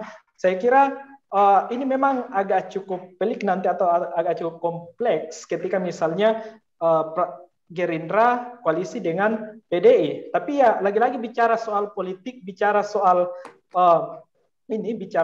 grand design untuk paslon 2024, ya bisa saja Sandi desainnya masih sama dengan 2019 ketika misalnya tidak ada calon dari PDIP, tapi pasti ada kalau dilihat dari kondisi hari ini ya. Atau bisa jadi Sandi tidak melewati kendaraan tidak melewati kendaraan Gerindra dengan adanya partai-partai yang tertarik dengan Sandi. Ketika nantinya elektabilitas atau popularitas atau citra diri dari Sandi semakin meningkat, begitu. Atau seperti yang dikatakan tadi Bang Hadi, bisa jadi Anies dan Sandi ini tukar guling. Tukar guling dalam Anies di Pilpres, Sandi kembali ke Pilgub DKI. Nah, tapi kalau saya lihat dari rentetan yang dilakukan oleh Sandi, kemungkinan besar yaitu masuk ke dalam kontestasi 2024, yaitu Pilpres. Pada intinya yang saya sampaikan adalah Sandi ya sebagai tokoh milenial yang juga cukup menjadi inspirator dan motivator dalam berbagai bidang, bisa diandalkan untuk menyelesaikan berbagai macam persoalan. Saya kira itu, Agni. Baik, terima kasih Bang Jus atas pertanyaannya. Saya geser ke Bang Hadi. Bang Hadi, mungkin Agni persilakan untuk menjawab ketiga pertanyaan tersebut. Baik, pertama saya jawab yang paling mudah dulu nih, yaitu Sandi akan maju lewat partai lain atau partai apa. Kita ingat bahwa Sandi ini kan yang perlu kita tanyakan, beliau ini kader murni atau enggak di Gerindra. Kalau dia bukan kader murni, diangkat sebagai sebagai pengurus Gerindra, tentu dia ada punya peluang untuk bisa pindah ke partai lain. Cuman persoalan kembali lagi ke etika politik. Nah, etika politiknya apakah Sandi mau, misalkan Sandi tidak diizinkan oleh Prabowo untuk maju sebagai presiden bersaing melawan ketua umumnya, kemudian beliau maju partai lain, itu kembali lagi ke etika politiknya. Nah, Sandi mau atau enggak? Nah, persoalannya nanti di sana. Makanya peluang Sandi untuk maju di Pilpres 2024 itu masih 50-50. Nah, yang paling memungkinkan, kalau seandainya saya katakan tadi, kalau seandainya Sandi tidak maju di Pilpres, beliau kan masih muda. Gerindra setelah Prabowo siapa tokoh yang muncul hari ini kan belum kelihatan. Kelihatan hanya Prabowo. Kalau kita ingat dengan Partai Gerindra, yang tahu orang itu Prabowo, bukan tokoh dan simbol yang lain. Nah, kalau seandainya nanti Prabowo-nya maju lagi sebagai calon presiden, kemudian Sandi, besar kemungkinan akan maju di Pilgub DKI. Kalau Sandi maju di Pilgub DKI, maka Pilpres selanjutnya, maka Sandi bisa jadi calon kuat untuk Pilpres yang akan datangnya lagi. Itu menurut saya sebegitu. Nah, kemudian yang kedua, terkait dengan apakah Sandi ini sebagai solusi dengan kondisi yang ada pada hari, dan yang pertanyaan selanjutnya tadi terkait dengan kondisi pariwisata hari ini. Kita tahu bahwa background Sandi ini kan beliau seorang pengusaha. Jadi kalau kita bicara tentang solusi pariwisata, tentu beliau lebih paham ya bagaimana untuk menghidupkan ekonomi kreatif, kemudian menghidupkan usaha-usaha kecil, kemudian bisa berkembang di tengah kondisi COVID begini. Misalkan kita bisa cepat keluar, cepat melakukan recovery ekonomi misalnya. Tentu dengan pengalaman ekonominya, kemudian apa yang telah dia lalui, saya kira dalam penyelesaian itu Sandi harusnya sih bisa. Nah, tinggal lagi bagaimana Sandi itu bisa meyakinkan masyarakat agar dia bisa menjawab pertanyaan apakah dia bisa jadi solusi atau enggak. Kita ingat bahwa SBY waktu maju sebagai calon presiden, waktu masih sebagai menteri Megawati, kemudian mundur di tengah jalan, kemudian mengambil jalur untuk menjadi calon presiden, tentu kita tahu bahwa alasan terbesar permasalahan terjadi pada saat itu adalah persoalan ketidakpastian politik, kemudian hukum, korupsi, dan sebagainya. Nah, artinya hadirnya SBY pada waktu itu dengan jargon katakan tidak dengan korupsi, kemudian juga dengan kampanye politiknya yang sangat bagus sekali pada waktu itu, sehingga SBY menjadi rising star pada saat itu, sehingga menjadi sebuah jawaban. Nah, kembali kondisi pada hari ini, kembali kondisi pada saat Jokowi maju sebagai calon presiden misalnya. Permasalahannya di hati bangsa pada itu kan juga sebuah kebuntuan, permasalahan ekonomi, kemudian juga persoalan macam-macam ya pada waktu itu. Kemudian masyarakat juga jenuh dengan pemimpin-pemimpin yang elitis. Kemudian muncul gaya baru Jokowi waktu itu yang suka belusukan, kemudian lebih dikenal dengan rakyatnya. Nah, kemudian Sandi dengan kondisi yang ada hari ini, dengan pengalaman politik dan background beliau, tentu yang menjadi tantangan beliau adalah di kementeriannya. Nah, selama di kementerian nanti, kemudian hasil survei keluar, misalkan evaluasi terkait dengan kinerja para menteri. Nah, disitulah kita melihat bahwa Sandi mampu atau tidak menjawab kebutuhan apa yang diinginkan masyarakat hari ini. Ya, saya kira itu. Jadi kita lihat nanti hasil surveinya, nanti siapapun lembaga yang mengeluarkan, kita lihat masyarakat puas nggak dengan kinerja kementeriannya. Kalau seandainya tidak puas, maka di situ berlaku hukum dalam politik itu kan reward and punishment. Kalau masyarakat suka, maka dia akan dipilih. Kalau nggak suka, dia nggak akan dipilih. Saya kira itu. Oke, terima kasih Bang Hadi. Ternyata saya masih punya 3 pertanyaan yang mungkin nanti bisa dijawab secara jelas oleh ketiga narasumber kita. Sebenarnya ada 4, tapi saya akan mencoba untuk meringkas pertanyaan dari teman-teman yang ada di Zoom meeting pada malam hari ini. Ada satu pertanyaan dari Bung Harto. Kalau Sandi bisa diterima semua kalangan, lantas faktor apa yang menjelaskan kekalahannya di kalangan minoritas pada pemilu tahun 2019? Selanjutnya, pertanyaan dari Emang, sebenarnya Pak Sandi sudah tepat tidak memasang baliho karena di bawah Kementerian Pergerakan terbatas, dan yang figur yang memasang baliho cuman ingin mengetahui respon masyarakat untuk siap tampil di 2024. Apakah ada strategi lain untuk Pak Sandi dengan terbatasnya ruang yang sekarang ada di kementerian? Selanjutnya, ada pertanyaan dari Armin. Bang Sandi ada di baliho, apakah ini adalah strategi baru menuju kontestasi politik 2024 dengan meninggalkan pola lama menggunakan baliho, ataukah memang belum menemukan momen yang tepat, apalagi berada di wilayah kendali pemerintah? Satu lagi ada pertanyaan, mungkin ini nanti bisa dijawab secara sederhana dan juga ringkas oleh narasumber. Bagaimana prediksi politik trio Menteri Sandi, Erick Thohir, dan juga M. Lutfi di tahun 2024? Mungkin Bang Hadi sebagai pengamat politik hari ini juga bisa menjawab pertanyaan tersebut. Baik, saya beri kesempatan kepada Bang Haris Samsudin terlebih dahulu untuk menjawab ketiga pertanyaan tersebut. Silakan Bang Haris. Oke, baik. Ini bisa dipecah-pecah nanti. Oke, kalau dari saya, tadi saya juga sebetulnya ingin bilangnya sebetulnya bahwa apakah nantinya Sandi berpotensi lompat partai atau enggak. Nah, ini sama juga sebetulnya. Semua itu ada potensi untuk itu. Ada peluang untuk beliau lompat itu pasti. Cuma kan kita tidak bisa menebak dari sekarang ya, karena memang ini saya katakan bahwa ini masih cukup panjang. Dinamika dalam politik itu kan berubah cukup cepat, secepat buih yang kemudian menguap di lautannya. Untuk itu ya elektabilitas beberapa figur yang hari ini lagi top down bisa jadi besok-besok mungkin digeser lagi oleh mereka yang hari ini mungkin belum masuk bahkan untuk skala 10 besar misalkan. Jadi semua masih cair, semua masih mungkin, semua masih berpeluang untuk saling menyalip dan saling menggeser ya satu sama lain.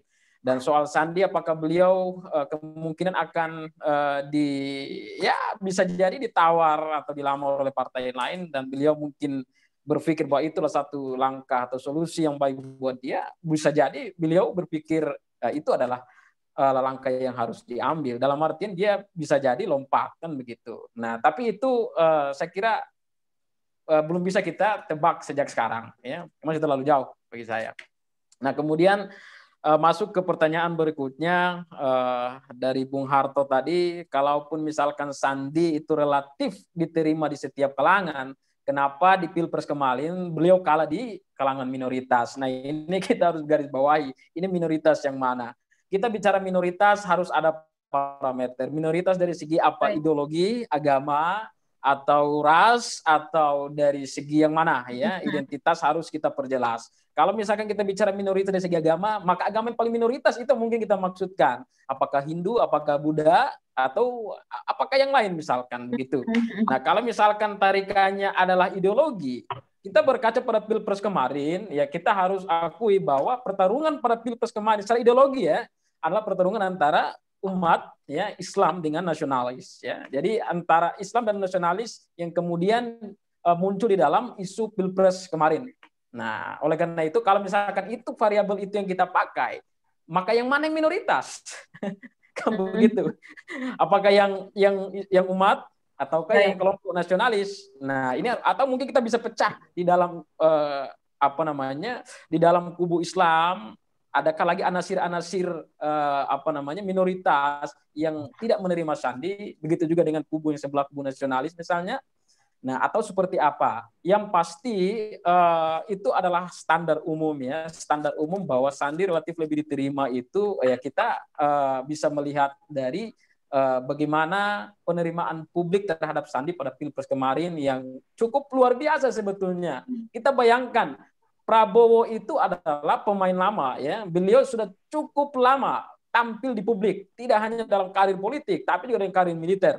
Nah, dibandingkan dengan Sandi yang lahir muncul belakangan, jelas tidak bisa disandingkan. Ini dua hal yang relatif bahkan jauh berbeda. Kalau kita mau mengukur dari sisi penerimaan atau ketenaran di mata publik. Namun ini bisa dilihat ketika dia dipasangkan dengan Prabowo, nama Sandi tidak kalah redup di hadapan Prabowo. Ini menarik saya kira. Nah, itu yang saya maksudkan bahwa Sandi biar bagaimanapun relatif bisa diterima dibandingkan Pak Prabowo misalkan kemarin dalam beberapa komunitas atau beberapa segmen masyarakat. Mungkin ada yang menolak karena ya persepsi HAM misalkan ya, atau mungkin mempersepsikan Prabowo sebagai sosok yang terlalu militeristik misalkan. Nah, sehingga dari kalangan tertentu beliau relatif tidak diterima. Tapi Sandi nyaris hampir semua kalangan menerima beliau, terkecuali mungkin ada beberapa kalangan yang tidak perlu saya sebutkan yang karena ya ada persoalan-persoalan tertentu sehingga ini berakibat pada kecenderungan mereka untuk menjatuhkan pilihan terhadap beliau. Bicara soal ketersinggungan antara pemilih dengan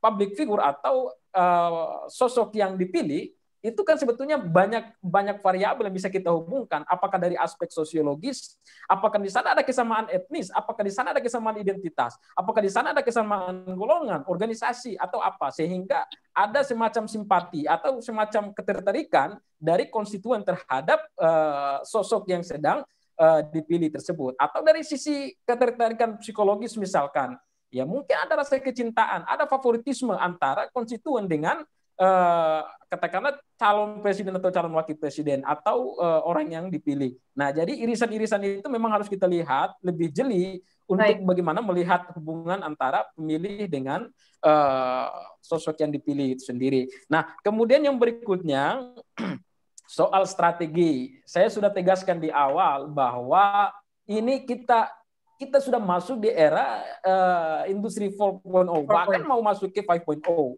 Cara yang lebih menarik, lebih instan, lebih praktis, lebih kreatif itu mestinya menjadi fokus ya, menjadi konsen bagi para politisi yang ingin mendongkrak elektabilitas atau mau menaikkan popularitas mereka atau ingin membuat citra mereka menjadi positif di mata konstituen misalkan. Tidak mesti harus dengan cara-cara konvensional, menggunakan baliho dan sebagainya. Saya kira itu selain sudah sudah usang, ini juga sebetulnya menjadi masalah tersendiri baliho ini, terus terang.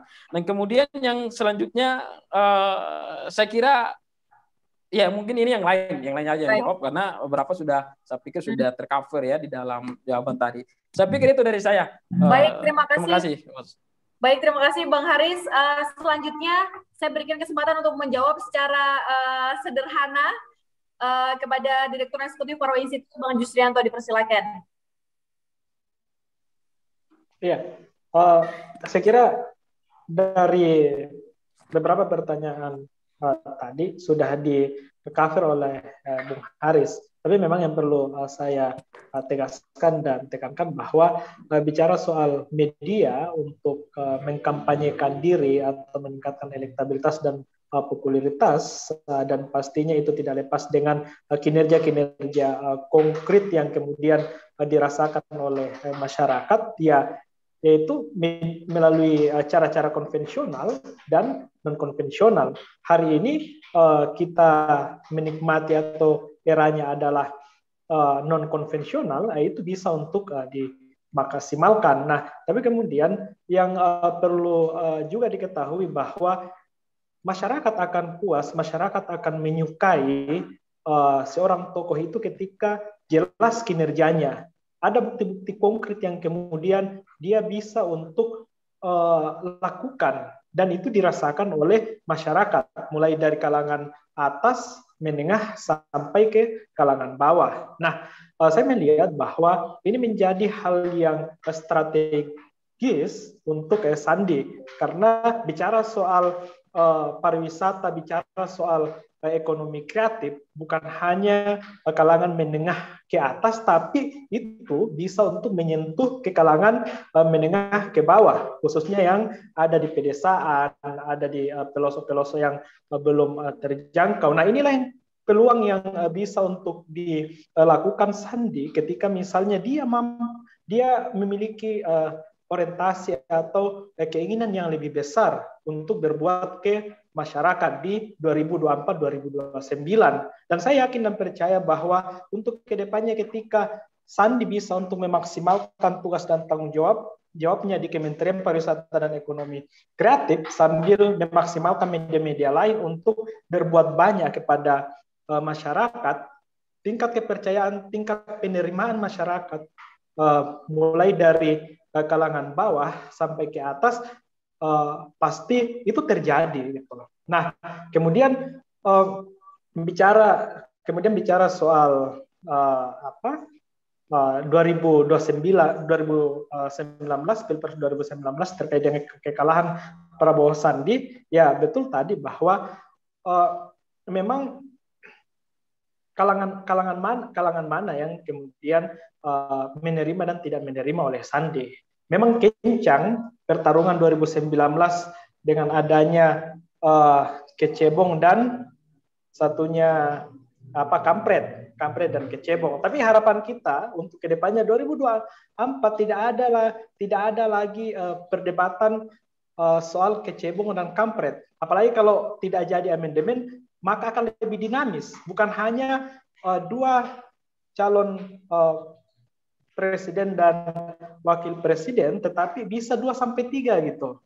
Nah, ini juga kita bisa lihat terkait dengan munculnya tokoh-tokoh yang masuk dalam hasil survei oleh lembaga-lembaga survei. Misalnya ada misalnya skema Prabowo Prabowo Puan, kemudian juga Anies, misalnya Anies Erlangga atau Anies Prabowo, dan misalnya Sandi bisa nanti bisa jadi dengan Puan, bisa jadi dengan Prabowo, dan muncul ada Erick Thohir dan tokoh-tokoh yang lain seperti AHY. Nah, saya kira kedepannya ini akan lebih menarik ketika misalnya di 2024 ada pertarungan bebas oleh tokoh-tokoh tersebut.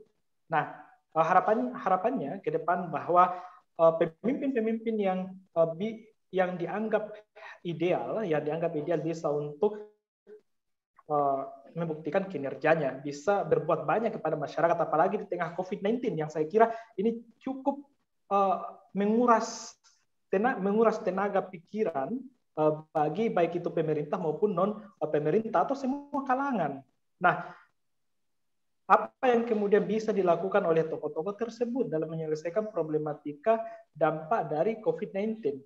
Kemudian yang terakhir terkait dengan pertanyaan kapan kapan momentum Sandi untuk memasang atau melakukan manuver memasang baliho. Nah, saya kira ini kita tidak bisa untuk langsung mengatakan bahwa 2022, 2023 karena Sandi hari ini memiliki panggung untuk mempromosikan dirinya. Ini masih bisa kita anggap masih dinamis gitu.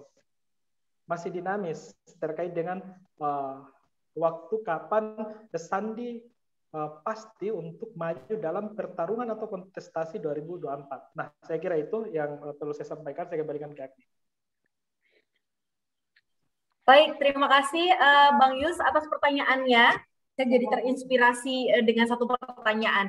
Baik, sebelum closing statement dan juga pertanyaan terakhir, saya persilakan untuk Bang Hadi menjawab pertanyaan-pertanyaan tersebut dari peserta kita pada malam hari ini. Dipersilakan Bang Hadi. Oke, yang pertama saya mau jawab tepat atau tidak Sandi sudah tepat tidak memasang baliho pada saat ini karena beliau sebagai menteri. Bicara tentang etika politiknya, tentu akan menjadi sorotan ya. Kalau dia pasang baliho, tentu akan ditanya nanti ini baliho atas nama menteri atau pribadi. Dia juga sebagai menteri. Kemudian juga nanti akan bisa disentil oleh presiden dari beda partai misalnya kan. Nah, tentu ini menjadi catatan bagi Sandi kenapa beliau tidak pasang baliho. Kalau dia pasang baliho dari sekarang, terlalu cepat akan dijegal di tengah jalan. Apalagi dia masih sebagai menteri dan dicari berbagai macam kesalahannya, dan kemudian apalagi dia sebagai sebagai aparat pemerintahan, tentu ini dia akan mengambil langkah yang hati-hati. Tetapi tidak menutup kemungkinan beliau sebagai menteri untuk bisa pasang baliho. Nah, tinggal bagaimana isi dari konten baliho yang akan dipasang. Itu seperti apa. Nah, itu tidak mungkin saya sampaikan di sini. Ya. Kalau sampai sini nanti Pak Menterinya harus ketemu saya langsung kalau begitu. Kan? Nah, kemudian yang kedua, beda lagi. Iya. Kan ada kontennya, jadi kontennya yang soft, jadi tidak kelihatan. Ya kan? Nah, kemudian yang kedua, apakah baliho ini adalah cara yang konvensional dan harus ditinggalkan dengan kondisi yang hari ini? Tidak juga, karena baliho yang secara konvensional itu ada segmennya tersendiri, dan itu tentu jumlahnya jauh lebih besar. Kenapa yang saya katakan, kalau kampanye digital, memang jangkauan digital kita se-Indonesia ini berapa, ya kan? Berapa jangkauannya? Apakah menjangkau sampai ke pelosok pedesaan? Kemudian apakah ibu-ibu rumah tangga, kemudian anak-anak muda, misalkan mereka melek politik, misalnya kan? Nah, kemudian bisa melihat apa yang dilakukan oleh calon presidennya. Tentu tidak bisa. Makanya ada segmen-segmen tertentu yang memang bisa masuk lewat media konvensional. Tapi media konvensional di sini saya batasi juga, bukan billboard ya. Kalau billboard seperti pertanyaan Mbak tadi bahwa berapa sih biaya pasang billboard, lebih baik untuk digunakan untuk COVID, benar. Pasang billboard itu Anda bisa tanya sama jasa advertising, itu minimal kan satu titik yang kecil itu aja, per bulan kan 5 juta. Itu paling murah. Itu pun di titik yang tidak strategis. Apalagi di titik strategis, bahkan ada yang sampai 25 juta sampai 50 juta satu titik. Nah, satu titik set provinsi itu berapa miliar hanya digunakan untuk di pusat kota saja. Nah, tentu ada cara yang mungkin lebih ringan dan lebih murah. ya sebenarnya itu lewat banner sebenarnya, banner sama spanduk, dan itu bisa menjangkau pedesaan. Makanya tadi sekaligus juga saya jawab, apakah calon-calon presiden yang sudah pasang baliho itu punya efek elektabilitas terhadap apa yang telah dilakukannya? Belum tentu. Kenapa? Karena mereka yang mayoritas saya lihat hari pasang baliho itu hanya billboard, dan itu di pusat-pusat kota dan tidak menjangkau sampai ke pedesaan. Justru pemilih yang besar itu ada di pedesaan. Nah, artinya baliho konvensional masih tetap kita perlu, kemudian di matchkan dengan yang kampanye digital ya, yang ada pada hari ini dengan berbagai macam media seperti ada Facebook segmennya berbeda, TikTok segmennya berbeda, YouTube segmennya berbeda, Instagram segmennya berbeda. Nah itu juga harus ditentuin. Nah, kemudian yang selanjutnya terkait dengan trio menteri ya. Ya, kemungkinan untuk di 2024 yang akan datang itu ada Pak Lutfi, kemudian Bang Erik, kemudian Bang Sandi misalnya. Ketiga nama ini sebenarnya mereka punya potensi ya. Kita tidak bicara calon presiden ataupun wakil presiden, bisa sebagai wakil presiden. Kenapa? Karena yang pertama kita bilang tadi, Sandi kan sudah kita ulas dari awal, dia sebagai mantan calon presiden, mantan gubernur DKI, apalagi hari ini dia sebagai pejabat publik, kemudian punya logistik, tentu akan bisa diperhitungkan oleh lawan-lawan politik untuk menjadi wakilnya. Begitu juga Erick Thohir. Erick Thohir juga, ini kan dua orang ini kan teman akrab, ya kan, dari Amerika, kemudian pulang ke Indonesia, sama-sama pengusaha, kemudian besar di HIPMI. Nah, kemudian mereka punya logistik yang kuat, kemudian juga punya jabatan publik. Nah, tentu ini kan bisa diperhitungkan juga oleh lawan-lawan politik. Begitu juga dengan Pak Lutfi, dia sebagai hari ini sebagai menteri punya jabatan publik. Nah, kita tahu bahwa untuk menjadi calon wakil presiden ini syarat ya.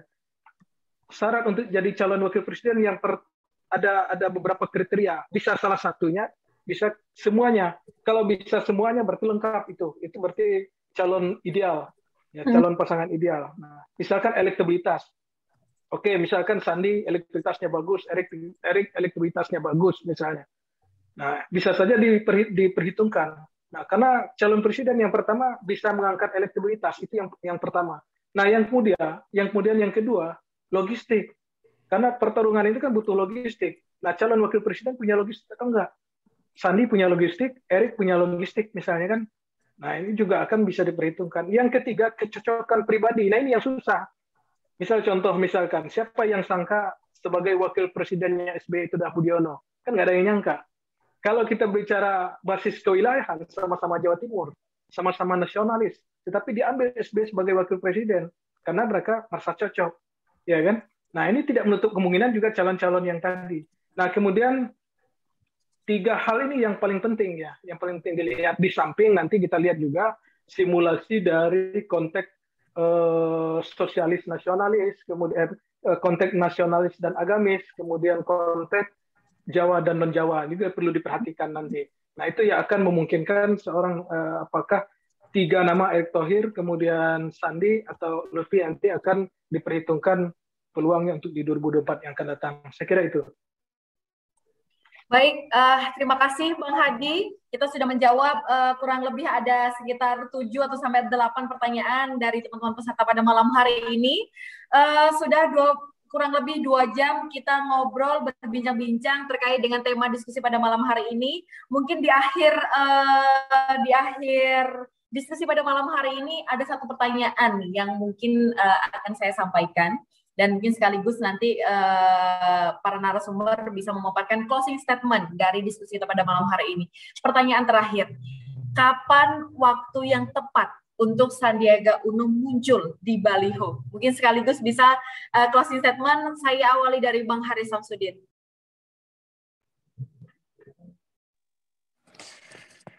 Ya, saya masih tetap sama seperti statement saya di awal bahwa tampil di baliho bukanlah sebuah solusi ya buat Sandi setelah melihat beberapa kekurangan dari baliho itu sendiri. Nah, tapi jika memang itu diperlukan, ya sekarang mungkin waktu yang tidak tepat. Ya mungkin di saat menjelang mesin partai ataupun mesin politik dari semua kandidat yang lain mulai bergerak masif. Nah, mungkin disitulah momentum yang pas untuk Sandi bagaimana mengambil start atau memanfaatkan momentum tersebut untuk berlari ya. Nah, itu sebetulnya kalau dari saya.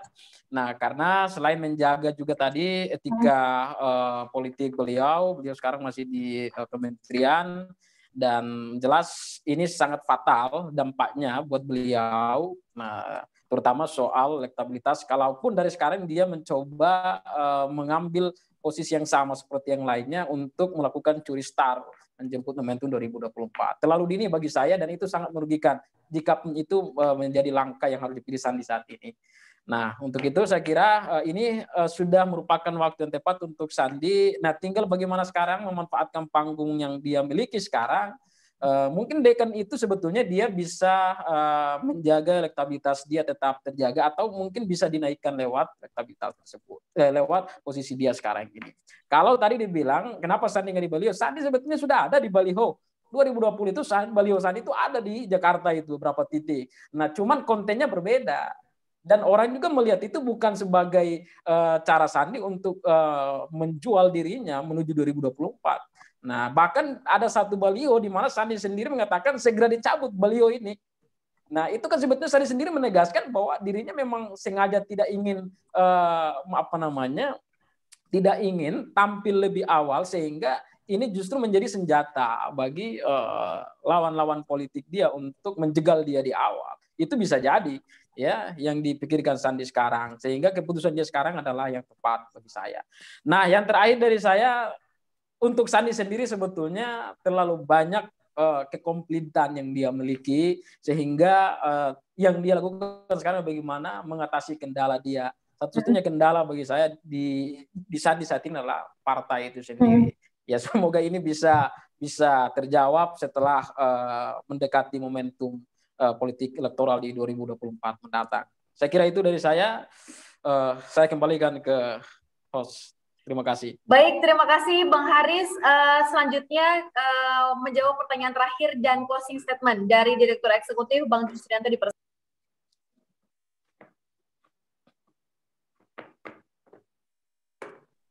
Ya, pertanyaan terakhir saya kira sudah saya sampaikan tadi bahwa kapan waktu yang pas bagi Sandi untuk memasang dirinya di baliho seperti yang dilakukan oleh tokoh atau politikus lainnya.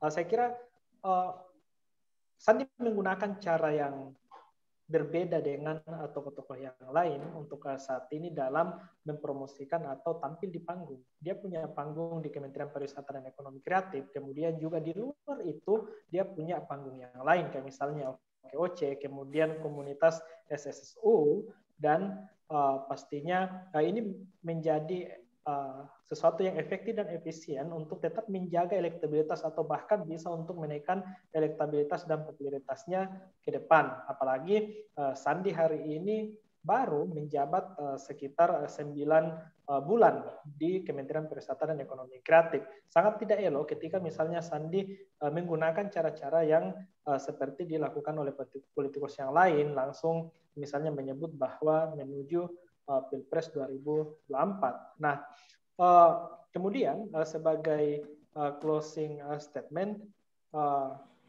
atau yang terakhir saya sampaikan bahwa untuk kedepannya Sandi yang masih diasosiasikan sebagai tokoh milenial, seorang pengusaha, seorang inspirator, dan juga memiliki jenjang pendidikan yang saya kira cukup mumpuni, sudah doktor, yaitu bagaimana memaksimalkan peluang dari bonus demografi. Kita ketahui bahwa kelompok milenial dari tahun ke tahun semakin meningkat. Apalagi hari ini ada 63,5 juta. Bayangkan kalau misalnya 50 sampai 70% kelompok milenial bisa untuk ditarik mendukung calon dan wakil presiden, ini menjadi penentu kemenangan selain bicara sweeping voters gitu. Nah, jadi Mas Sandi memiliki peluang yang sangat besar untuk maksimalkan dukungan atau interest tokoh milenial untuk lebih menyukai Sandi, bukan hanya ibu-ibu yang bukan ini ya, bukan dalam artian ini. Dulu waktu 2019 ibu-ibu atau perempuan sangat suka dengan gaya yang digunakan oleh Sandi. Kedekatannya dengan cara pendekatannya itu cukup efektif ke ibu-ibu. Nah, untuk kedepannya bukan hanya itu, tapi juga memaksimalkan diri untuk menarik dukungan dari kelompok milenial ini. Saya kira itu yang perlu saya sampaikan. Terima kasih banyak, saya kembalikan ke Anda. Baik, terima kasih disampaikan kepada Bang Jus. Selanjutnya, terakhir, Bang Hadi menjawab pertanyaan terakhir dan juga sekaligus closing statement untuk diskusi kita pada malam hari ini. Dipersilakan. Baik. Ada satu tadi yang lupa saya jawab, kekalahan Sandi di 2019. Jawabannya cuma satu. Kekalahan Sandi itu diakibatkan kurang memaksimalkan kemenangan di wilayah basis, yaitu Jawa Barat. Baik. Persentasenya unggul, tetapi jumlah suara 2014 dengan 2019 itu tidak beda jauh. Makanya Prabowo dan Sandi itu kalah di Jawa Barat. Maka dengan kalah Jawa Barat, maka kalah se-Indonesia. Nah, itu jawabannya. Nah, kemudian untuk closing statement saya, kapan Sandi harus pasang baliho? Kalau menurut saya dari sekarang, walaupun dia sebagai menteri, sebagai pejabat publik, kemudian elektabilitas sudah tinggi, tapi ada titik-titik tertentu yang dia masih butuh sentuhan-sentuhan popularitas dan brandingnya. Nah, itu tidak semua wilayah. Dia harus sudah mulai pasang. Tentu ada di wilayah-wilayah tertentu yang memang harus dimaksimalkan. Nah, kemudian juga kontennya. Kontennya juga jangan seperti yang ada misalkan menuju 2024 dan sebagainya. Jadi bahasanya yang halus ya.